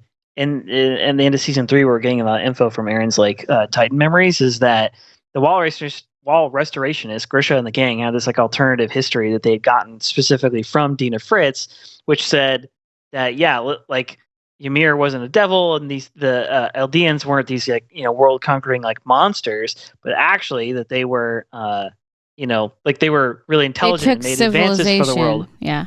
Yeah, it came up with civilization. They came up with all these good things. And so there's this like argument over history, which again, very true to life, very true in, the world wars and stuff that's happened and all throughout history. This idea that like there's always an argument over like people groups, their history, what ideas, like, you know what I mean? Like it's kind of going on now in the world at large. Like, okay, where did these ideas come from? Like there's an argument over what real history was or what the true history was. And in this case, in the show, like it really matters, because if that's true, if like the Titans aren't, a curse, if they are supposed to be a blessing, if they're supposed to be doing good things for the earth, like, can you get back to that? Are the wall restorationists trying to restore something that's real, which is a world in which the Eldians are doing good for the world with their, monster What kind of show powers? would it be where we actually have to go on the wall restorationist side? We've hated them since we first saw it. That's hilarious. Yeah, a lot of interesting things there. So we get to the scene with Sasha. and Niccolo here, and he's making some deep seafood, which obviously they've never had a chance to have before. They've only had to live. They have been in the middle of the land, away from the ocean. So they had maybe some rivers, maybe some trout or something like that, but they've never had access to lobster or any of this stuff. And Sasha eats it up, and I love it. She just says, "Niccolo, you're a food genius," as she starts to cry. Like, she's not just crying a little bit; she's like sobbing and snotting everywhere while she's eating. And then Connie's like, "Don't take it all, you pig!" And then he like is gnawing on it himself. Yeah, I think it's hilarious because Isayama, last episode we just saw Sasha get killed, and so much heartache and so much broken heartness.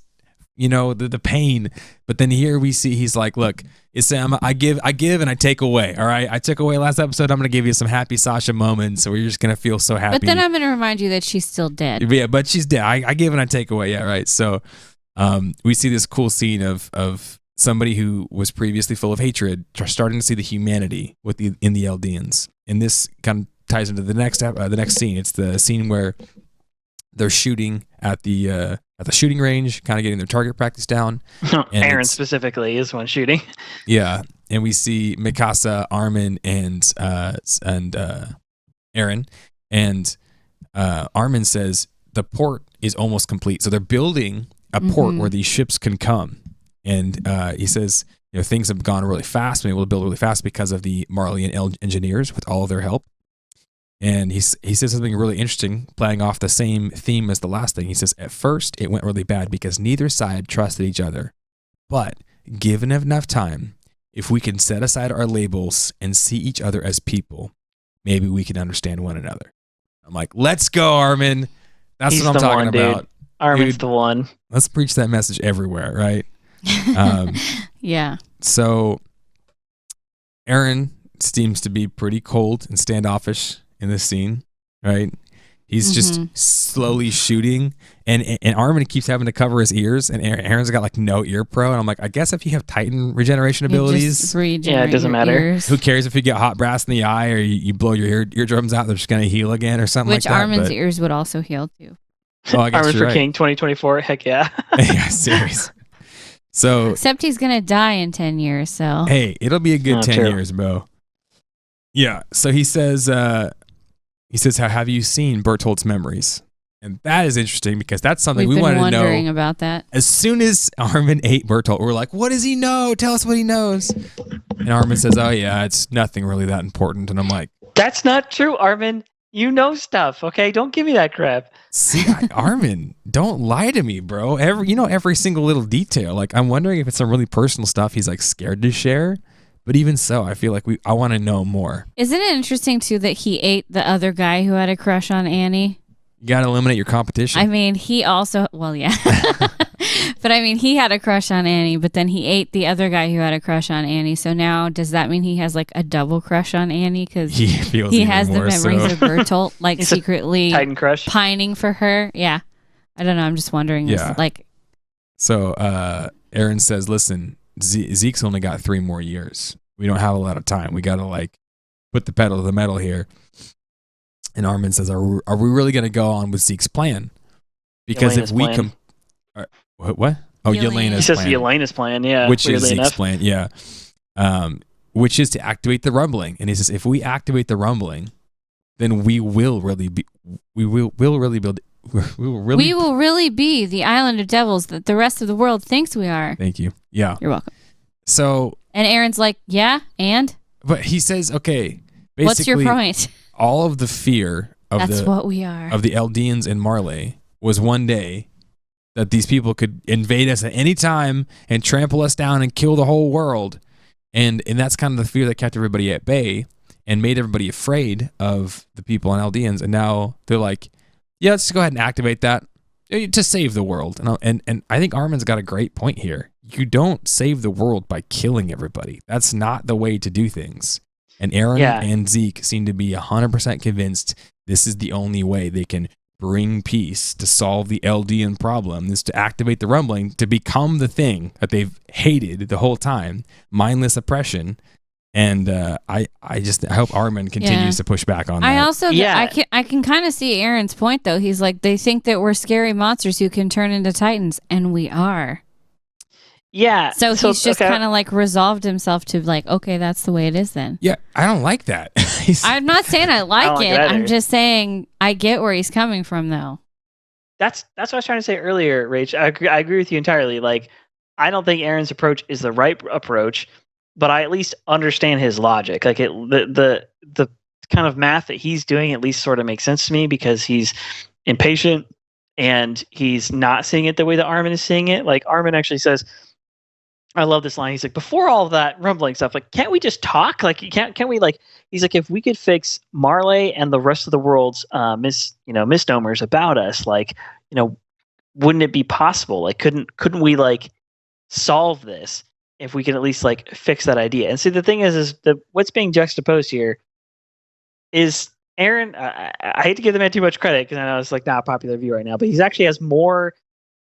There's more credence to his thought process, I think, than maybe even we're giving him credit for right now. Because Armin is being the idealist here, which is, well, if we can just talk and get everybody on the same page, and then we can all get along and we can kind of solve this whole, we can come to peace and come to terms with each other. The thing is that Armin is putting a lot of faith in this ability to convince people and persuade people to actually get together on peaceful terms in the first place. It's not going to happen. It's not. The thing is I don't know that Eren is making that nuanced of a proposition here. I don't think he is. I think he's kind of acting on emotion a little bit, acting on his like weird founding titan thing that I think is taking him over.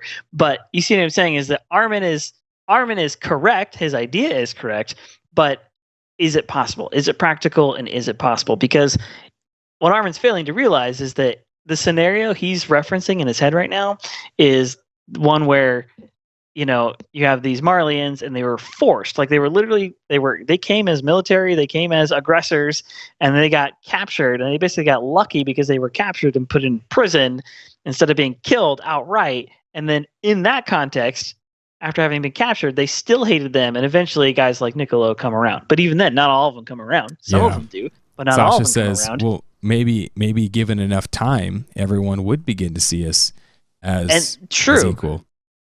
Sure, given that amount of time. But the thing is that time and that like process has to like unfold, and most people are probably not going to be willing to go through that process. Most people, right. And again, especially on the Marleyean side, these people, like we've seen it again, like Isayama has emphasized this like time and time again. These guys show up on the boat and they're like, we won't be stained with you like filthy devils. Like they think of them so lowly, so low. Like it's so like crazy. Is that just their own thoughts, or is that hundreds of years of propaganda and programming? Oh, it is. I'm not saying it's not. I'm just saying because they won't immediately. So that's what Eren's saying. Like, okay, there's no way they're going to turn. So they're not just going to stop hating us. So we have to kill them. But like that is not a justified action. A justified action. So when you have a shooting happens, there's specific things that the police go through to see if that shooting was what's called justified or not, right? You heard of this term? Justified was a TV show, and it was based on him shooting, the main character shooting a guy, and they said, hey, it was a good shoot. It was justified. Now, the thing you need according to the law is you need means, you need ability. Sorry, that's the same thing. You need means, motive, opportunity. Motive and opportunity, right? So, for instance, if I have a firearm, a sidearm on me, and somebody is standing 5 feet away from me, pulls out a knife and says, I'm going to kill you, they have declared that they have the opportunity to do it, right? They're within the same room. They're 5 feet away. They have the ability to do it. They have a knife, right? And they've declared their motive. I'm going to kill you, right? So they have all three of those things. So I am 100% justified to draw a firearm and to shoot them. And that's a justified killing because they've declared that they're going to do this thing. They're within distance to do it. They have the ability to do it. All three things are there. But if somebody emails me on or goes on Twitter and is like, hey, I'm going to kill you, I can't just get on a plane, fly to that guy's house and shoot him in the head. Be like, oh, look, here's the email. Like, that's not justified shoot, right? It's a bad shoot because he doesn't have the opportunity. He doesn't necessarily have the means, right? So there's all these things that go into deciding the legality of something that is justified. So I'm saying even if Marley says, we freaking hate your guts and we're racist, I think that's terrible. I hate it. I wish it wasn't so, but that doesn't mean you can kill them all just because they disagree with you. You have to set up defenses, I would say. You'd have to get ready, and you'd have to protect yourself and get ready to strike if you need to. Get your firearm ready, and as soon as they show up on your shores, cool. It's game day. It's a justified kill. Eren preemptively going there, he feels like he has to do that. I'm not sure he's 100% justified. Okay, but wait, we have to make a distinction here because there's a difference between the rumbling, which we kind of put in the category of kill everyone, right? And Yes. I would agree with you. Like if that's what Eren is thinking, is like, okay, well, our only option is do this rumbling, destroy Marley outright, and then we can talk. Yeah. Obviously that's incorrect. But there's a balance. There's something in between because Armin's approach, which is, oh well, can't we just talk about it? The thing is like you have to take it to the kind of real life example of like the war on terror. Like yes, you would think it would be best to just go to Al Qaeda or whatever and be like, hey guys, like, listen, we're people too, and we just are different, and can't we just like agree and like disagree, and can't we just like get along? And the thing is that would work, right? If you go and like capture all these Al Qaeda dudes, like this is, again in the situation that we're seeing in the show, like capture them, force them to kind of see like, oh, we're humans together. Some of them may change their mind, and that would be the idealist's way of going about it. There's a problem with that. It's not actually possible. You'd have to go find all of them. You would have to be able to capture all of them. You'd have to be able to sit down and have this conversation.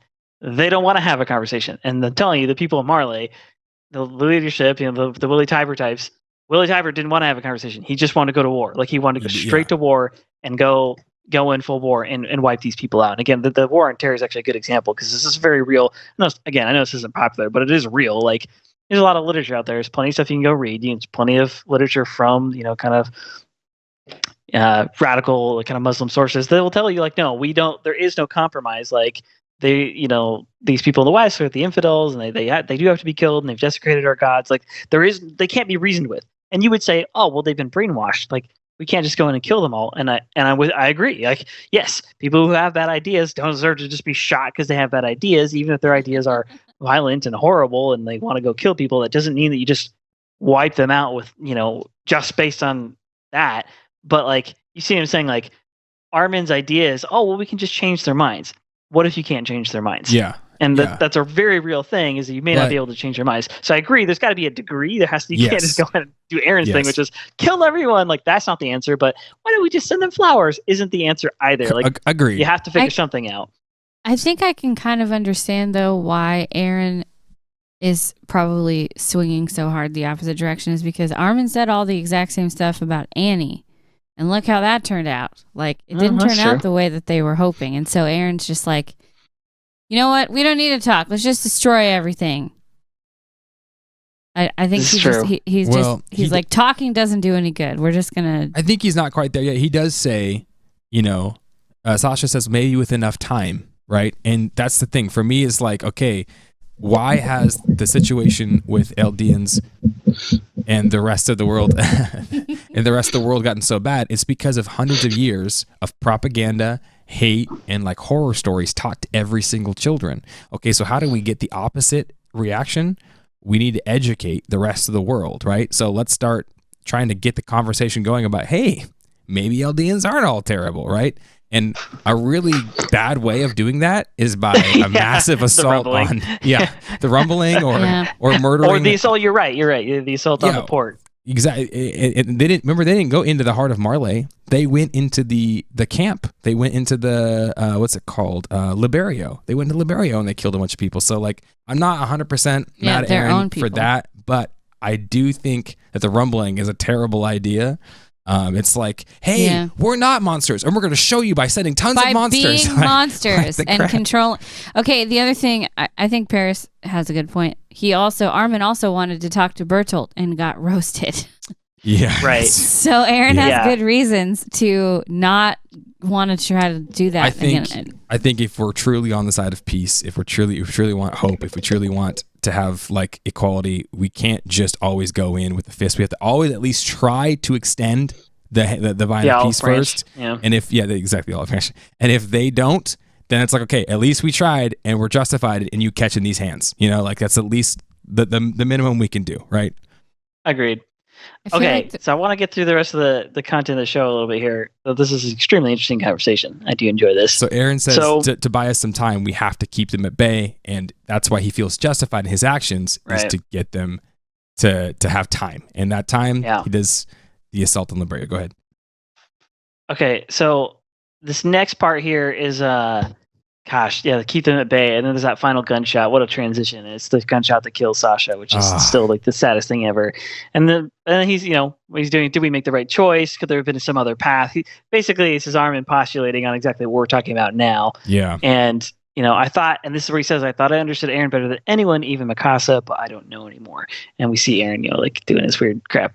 So the part I want to get to is the Sasha's grave site, and we see Mikasa's Niccolo taking a nap there. Yeah, Mikasa's like all sad there, and we see Niccolo is there, and he's getting beat up by some Paradise dude or a couple of dudes. It's that MP guy from before that was like, let's hang them all. It's the same jerk. MP is MP. And so exactly. This diverging of viewpoints within Paradise is obvious now because you realize, there's probably plenty of people who are on Eren's side. I would imagine there's probably lots of them who are like, no, let's just freaking, if you tell me we have the ability to just like nuke these guys, like let's go do it because I'm sick of it. Yeah. Flock would be one of them. And so, so this is where, Jean comes in and stops the dudes like, hey, like move along here.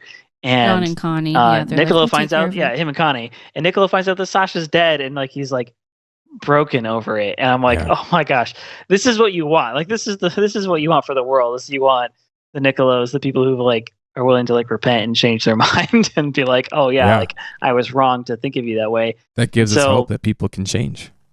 Yeah, and so, and then Jean's like, I'm sorry, I should have been paying attention, which.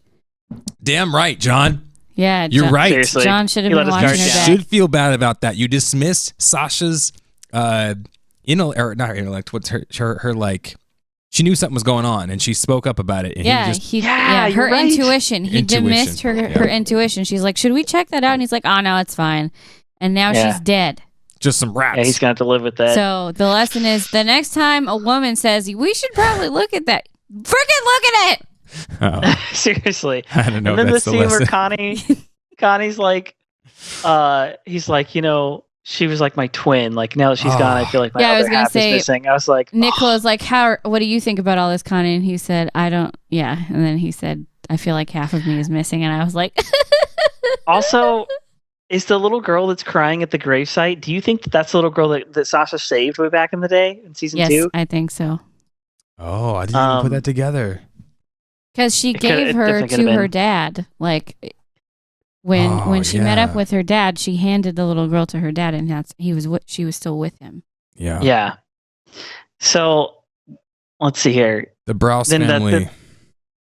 What's his name? The chef dude. Niccolo volunteers to cook for the that made me cry too. Dude. Oh, what a guy. Come together. And Sasha's dad's like, for free, right? Yeah, he's still got the country thing going on. I love it. Yeah, it's so on the true. house, right? Yeah. All right, so then we have to get to this. So there's a couple of scenes here. The first one was with Zeke and Levi, and they're in that little thing, and he's like, they're rolling through Paradise, and they got the papers, and he's like, oh, calling it a victory, huh? Like ignorance is kind of a scary thing, don't you think? And it's true. It's like, okay, well now you guys are doing propaganda again. Like, you probably shouldn't be doing that. Well, I don't know. It is a victory in a sense. I'd call it a victory. They freaking killed 30,000 soldiers, all of Marley's ships in that port. They took out that port. They took out They had 7 Warhammer casualties, Titan. and Marley had how many? But Zeke's point is, like, pretty good. Marley's going to rain down hell on you guys now, and he's probably right. Yeah. So, not just Marley, but the rest of the world's probably going to rain down hell on you for this. Right. All right, so then... they had this little conversation. He's like, "Oh, yeah, I'm taking you to a hotel," and Zeke specifically says, "Don't I get to meet Eren first?" And I really have to wonder, like, they haven't like said what that's about, but I'm really They were curious. on the same airship together, in the same room. So maybe they want to talk without anybody else. Eren was a captive, though. And I wouldn't let that maybe happen. they do want to talk. I wouldn't let that happen, brother. I wouldn't. I don't trust anybody. Don't let them talk. I have to agree. I'm starting to get nervous about Zeke and Eren like spending any time together. Like them Jaeger boys, the little brother thing, and Zeke is the big brother, and I feel all kinds of. That's not a good idea. Yeah. I just. think that's a How good come idea. how come Eren doesn't want to go hang out with like somebody who's a good influence on him, you know? Like I feel like Zeke is the kind of guy who's like he's getting older, he's like getting into drugs, he's hanging out in the street corners and like Eren's like, I want to go hang out with my bro. And I'm like, no, let's go. Let's get you into some sports, bro. Zeke actually said to Eren, like, remember in season 3, I'm going to come back and rescue you. And I have to wonder if that's not what like is going on in his head here. Okay, yeah, speaking of, we're on random other point there. Remember Zeke was like, I'm going to come back and rescue you. And basically you're brainwashed, like our father brainwashed both of us. Yeah. So from that statement years ago to now, seems does pretty Zeke different. still believe that? I don't know. Still It seems think that pretty Grisha was different wrong? because he believes that now Eren has the founding Titan power, which is how they're going to be able to overcome the vow, and he's got the blood. So I don't know if he still believes that or not. It seems like he doesn't, but I guess we'll find out. I'm really curious to learn what Zeke's. I know Grisha did say too that when he was taking Eren out to change him, he said he's special because he's my son. And he also said the same thing about Grisha. He's special because he's my son. And I'm just starting to wonder, like, what was going on in Grisha's head? Yeah. So they drop off. Levi drops off Zeke at his hotel. The forest of giant trees. Which is a giant tree. Forest of giant trees. He's like, you should be able to enjoy it, you big ape, And then he says, he says, yeah, will Falco and Gabby be able to join me? And Levi says something pretty ominous. He says, that depends on your behavior, basically. Yeah. Like, you're a prisoner now, buddy. Yeah. Get with it. So then we get to go ahead. The Titan serum thing. That's what I wanted to talk about. Yeah. Okay, this scene's nutty. All right, so they apparently Yelena and the gang stole some Titan serum from Marley, we assume during this last attack. And she's like, I think you're going to have difficulty reproducing this. And Pix is like, oh, no, this is plenty. He says, I wish we could thank you. Basically, all that you've done, we were ignorant, but you've given us hope. And for us to suspect you, we're no better than devils. And this is such a weird scene because it's true. Like these guys have been nothing but good to the Eldians, to Paradise, and they have them at gunpoint. And Yelena points out, like, we've done for 3 years, we've been nothing but shown ourselves to be friends to the Eldians, and to think the guns that we brought you were meant to bring freedom for the Eldians, and now they're being pointed back at them. And he says, "Can you overlook our cautiousness for a while? We have to keep Zeke on a tight leash." And she's like, "Yeah, well, I'm convinced. I'm sure we'll dine again soon." As if she's like okay with it, but I'm like, "What are you doing? These people are like your best friends. Like they're their only shot." And like, obviously, this is just a play for Missiyama to be like, "All right, I'm not gonna tell you everything is going on here, but it has to do with Zeke." And you're like, "What does it have to do?" She says, do you think it's because Eren went rogue and so that's why they're not trusting anybody now that's connected to Zeke? Maybe. I'm wondering because I literally was like, why in the world are they pointing guns at all those people? And that's the only thing I can think of is that they're very concerned now that the Jaeger brothers have a secret plan of their own and that these people are following them and devoted to them. Yelena almost kind of worships Eren too, by the way. True. Yeah, it seems like it. It was creepy. In our translation, Yelena said, "I'm sure we'll dine at the same table again, Pixis." I'm like, that's a creepy thing to say. That sounds like a threat. She does say weird stuff. Yeah. She also, again, looked like her eyes and her face when she said that. She looked like the cat about to eat the canary. And I'm like, are you the canary, Pixis? You better run away. Seriously? I want to eat you. Okay, so we got to get to this last scene here, too. All right. So Armin says to Annie, this is like the closing thing, is Armin actually says to her, Eren would have done it alone. And this goes perfectly with what we were saying. What we saw last time where Hanjay's kind of like, and Levi and all them are sort of rebuking Eren, saying like, once again, like you went out and did this and you put your trust in us to come and save your butt. And we lost our trust in you, which if the attack on Liberio was that, like if it was an Eren initiated thing and they had to kind of throw this thing together to like save him and do all this whole stuff. So that means Eren forced them into war, which bro, go with your team. Okay. You learned this in season 3. You should freaking know better, but Eren forced them into war. and now force him into this position where Armin's very clear. He's like, there's no going back, and he's right. There's no talking it out now. Like they declared war on us, but we counterattacked immediately. Like now there's all hope for, diplomacy is gone. And yeah, but he's so specific. He says Eren would have done it alone whether we were going to help or not. Meaning, like, Eren actually wasn't even, like, Hanji seems to think, like, oh, Eren was planning us coming saving us. But, and Armin seems to think, I don't even think he was planning for that. Like, he was just going to go for it. But it's not, even that is still conjecture. They haven't actually just outright told us, like, yeah, Eren went in on his own.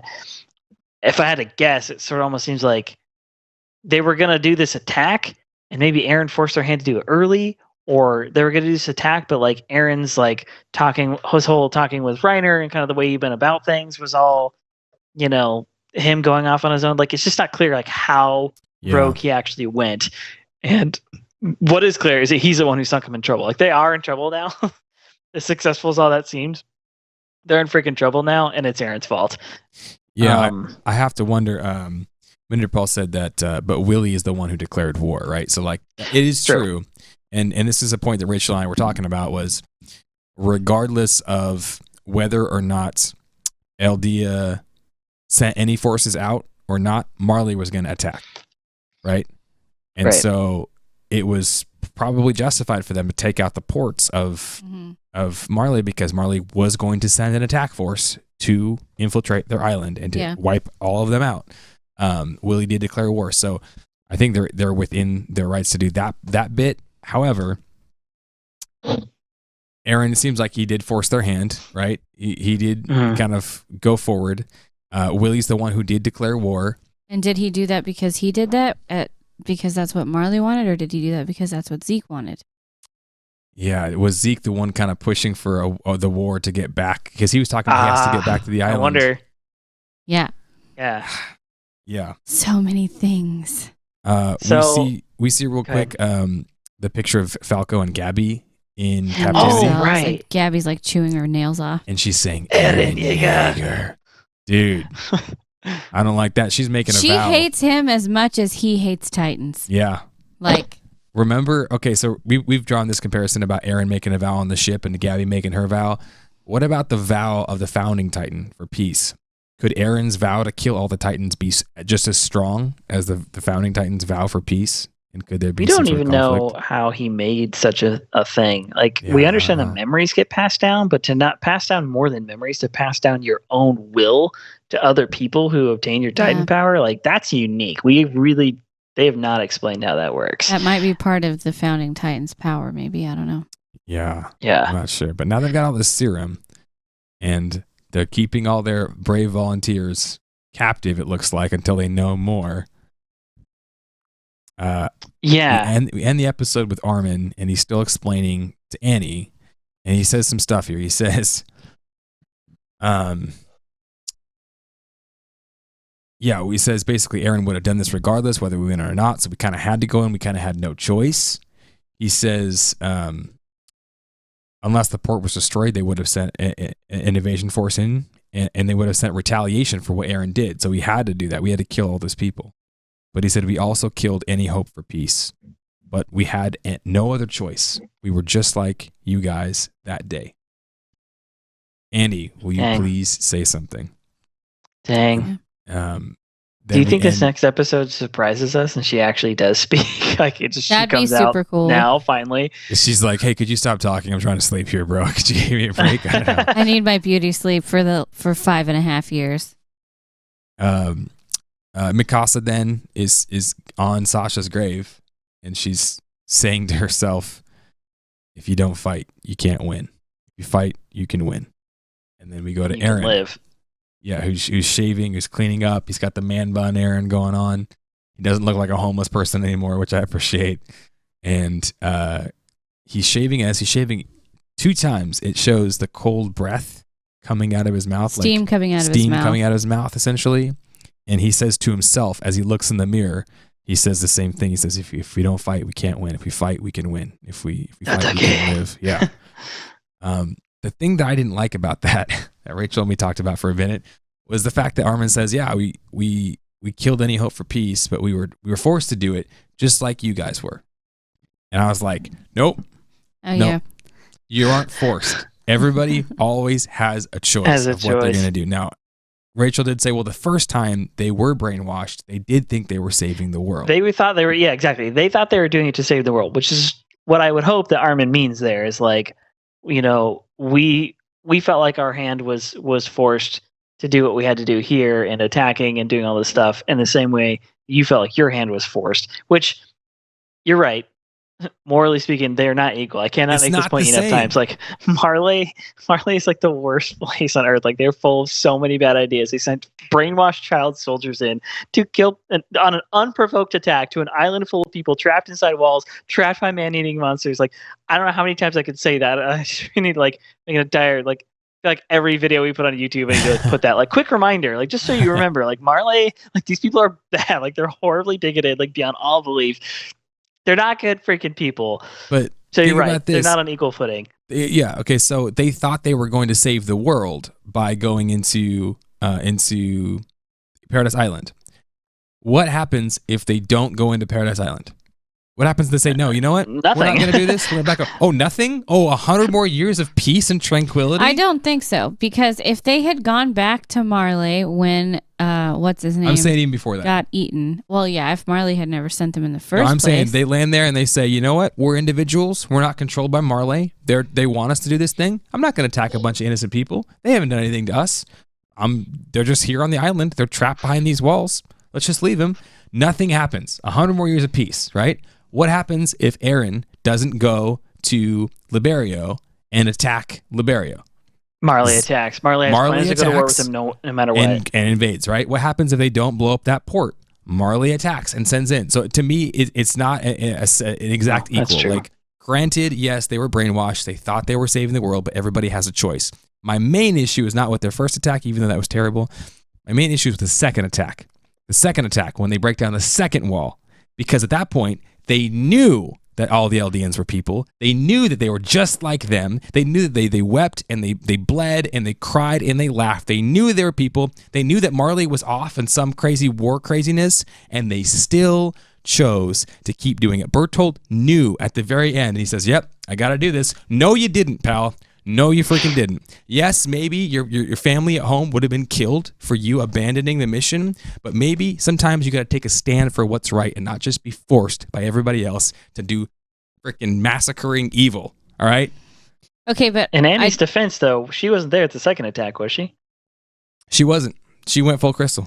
So Armin's not talking about that when he says that to her. He's talking about that day, and that day is the first attack. Also, if those 4 kids had just left and not gone in there, do you really think Marley would have left them alone for 100 years? I don't think so. They would have sent someone else. They would have just sent someone else. But my point was that Eldia would not have attacked. They would not have gotten out. They would not have gotten crazy. So if they would have left Eldia alone, Paradise Island, they wouldn't have done anything. And yet, if Eren and Paradise Island would have left Marley alone, they're going to continue sending attacks. Oh, this is a good one in the comments. This is kind of bringing back Eren's speech to Falco, where he's talking to him about on the bench, and he's like, you know, war is hell, and some people can see on the other side of it, and some people see, you know, they see heaven, they see paradise or whatever, they see peace, but some people don't. They see more hell. They see more war. And I kind of wonder if that's sort of like playing into this. And then Paul made a good point too. In Eren's attack, he knew that the people, Eldians and Liberio, were innocent, but he did it anyway. That's to me, if I'm really honest, that's the most confusing part. That's the worst part and the most confusing part about the whole thing. We just haven't explored Eren much in this season yet. We don't know all of what's like changing him and why he's doing the crazy things he's doing. But the whole doing it on purpose, doing it intentionally, doesn't seem like Eren. It just doesn't seem like Eren. It's what Bertolt was doing. He was like, I know you're my friends. He said you're my precious friends, but you still have to die. It's the same attitude. Like, it's the same. Eren has started to become what he hates. I just think that anytime somebody tries to castigate you or someone tries to basically put you into a false dichotomy of oh, you have to kill a bunch of people or do something else. It's like, no, that's not the only option. That's almost never the only options we have. There's you're just not creative enough to find another way. And I want someone to suffer and to fight and to work hard to find the better way, to find a better way than just killing everybody we don't like or disagree with. Okay. That's just me. Well, let's, do we want to do some, you guys have, I don't know if honestly, at this point, I don't have much for predictions, but we can do our little prediction section real quick and see. What do you guys got? All right. But before we do our predictions, I just wanted to, what are you wearing right there? Your shirt looks kind of cool. Oh, this right here? Here, why don't you pan the camera over to this cool looking t-shirt? Oh my goodness, what a good looking t-shirt. What if this is Beyond the Basement merch. What? If I really liked you and what you were doing, where could I get that? You know, you could follow the links in the description below, be it YouTube or whatever, iTunes, Spotify, whatever you're listening to this on, to a Teespring site that belongs to us, Beyond the Basement. You can find this and the mugs. Why don't you show off the mug for a second? Come on, the mug's cool. It's actually cool though. One thing you don't know about these mugs is not only are they amazingly crafted, our logo loops look super dope. We have a great designer who designed this awesome logo for you. But one thing they don't tell you is actually when you drink this drink, whatever drink you put into these mugs, whatever it is, it actually is 10% Titan fluid in there as well. Oh God. So be careful. You might transform. Well, we're not Eldians. So as long as you're not Eldian, you're fine. Yeah, right. But it just makes it taste that much better. Okay. Hallelujah. So predictions. Oh yeah. Also, quick reminder: go find us on YouTube if you haven't already, or if you're watching on Twitch right now. Go find us on YouTube. We got other cool content over there, and then vice versa. If you're on YouTube, go find us over on Twitch. We do stream live every Sunday night, and you'll find us here whenever there's a new episode. We will be here streaming it up, going through the whole thing live. So you can come join us. 5 p.m. Pacific time is our stream time. So, and we're looking to expand. Also, if you're interested, we're going to be making more content, not just AOT content, but we're going to expand beyond the show. Obviously, this is still our favorite. We'll be focusing on Attack on Titan, but we'll be doing other stuff as well. Okay. Oh, Paris' shirt came last week. Shout out, bro. Appreciate it, man. Heck yeah. Yeah, dude. Like I said, I don't know if I have any. I feel like I've kind of sussed out my ideas already about what might happen, but I don't actually know. The next episode, what was it called? Something. They said it. I can't remember. I don't know. All I know is that we're bound to find out more about Zeke's motivations, like what turned him, like why does he seem different, and we're bound to find out more. I think it's called. About Eren. Eren. Somebody just said it. Sound argument is what the next one is called. Sound argument. I want to hear your predictions of what you think Zeke's secret is and what his master plan is. His secret is that he's a douchebag. No, I'm just kidding. That's not a secret anymore, honey. Sorry. I don't know. It's a terrible secret. Zeke, okay. He's only got about a year left, so he can't control everybody else. I don't think he wants to become king, although technically he does have the right to try and become king because he is the royal blood. He and Historia are the only two royals left. This seems they should try to.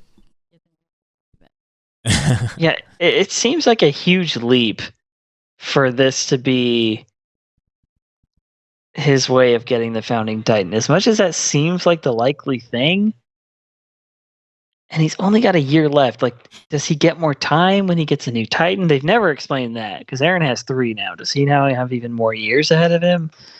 I don't know. The secret is love in the chat. Nice. Yeah. Okay. Yes. His secret is he's actually just a good guy. He just wants to get along, have a good time. Just wants to settle down and have some little Titan babies. Yeah. Yeah. Okay. So I think Zeke. Okay, who is he going to pass his power on to? Do you think he was planning on Colts? Do you think he was slowly training Colt up? Or do you think he's got another secret person he's been training up? I would have expected him to bring Colt along for the ride if he actually wanted him to inherit his power. I'm starting to wonder if maybe one of those followers on the boat were just pretending to be Marleyean and actually are Eldian, like the owl. Like perhaps Yelena is going to be the next Beast Titan. She's just a giant. Like she actually is Eldian or she's half Eldian, like Ryan or something. I don't know. I can see that. He's Zeke. He's got something up in his fur somewhere, hidden away. Gross. Yeah, he's got a plan. Okay. Falco. Whose power does Falco get? What are your predictions there?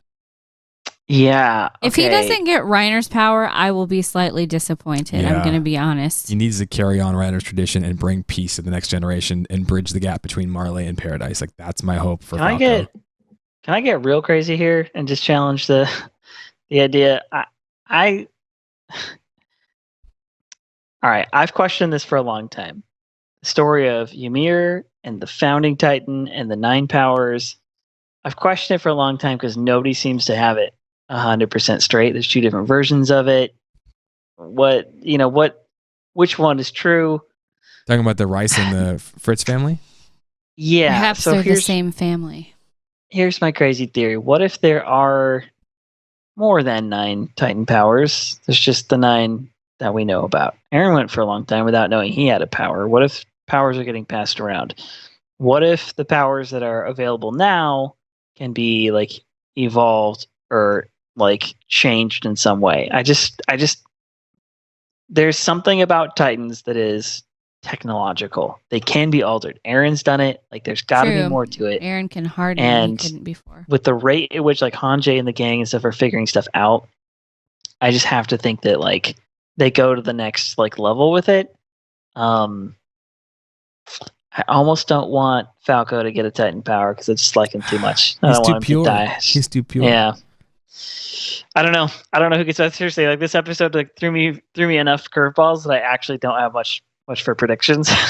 Yeah. Ooh, we got one in the chat though. Yeah, okay. The owl. He's got a good point. That's always been a question. What if the owl has passed on his will into Eren's in the same way that the king passed on his will into all of his predecessors, the people who came after him. So that would set up the theory we've been talking about. Maybe that's why Eren is starting to change, because the owl was really similar in personality and like his temperament, the way that Eren is acting now. When he was talking to Grisha, he was very calm and placid, and he always just seemed like super aloof all the time and didn't have emotions, and he was always very calculated in everything that he was doing, and Eren is starting to become that way. But is the Founding Titan at war with the Attack Titan? Are they fighting? I don't within know. Eren? It's possible, because I remember hearing one of was it Magath or someone say that the Attack Titan is the what term? Usurper? Usurper of the Founding Titan. Yeah, Laura Typer said it when she was facing Eren. That's who it was. That's who it was. Okay. So that's also interesting. And now those 2 Titans are inside of the same person. So are they like fighting against each other the whole time? Or is he the usurper because he can overcome the king's will and he can use the coordinate power and start the rumbling and take the world back over? Who knows?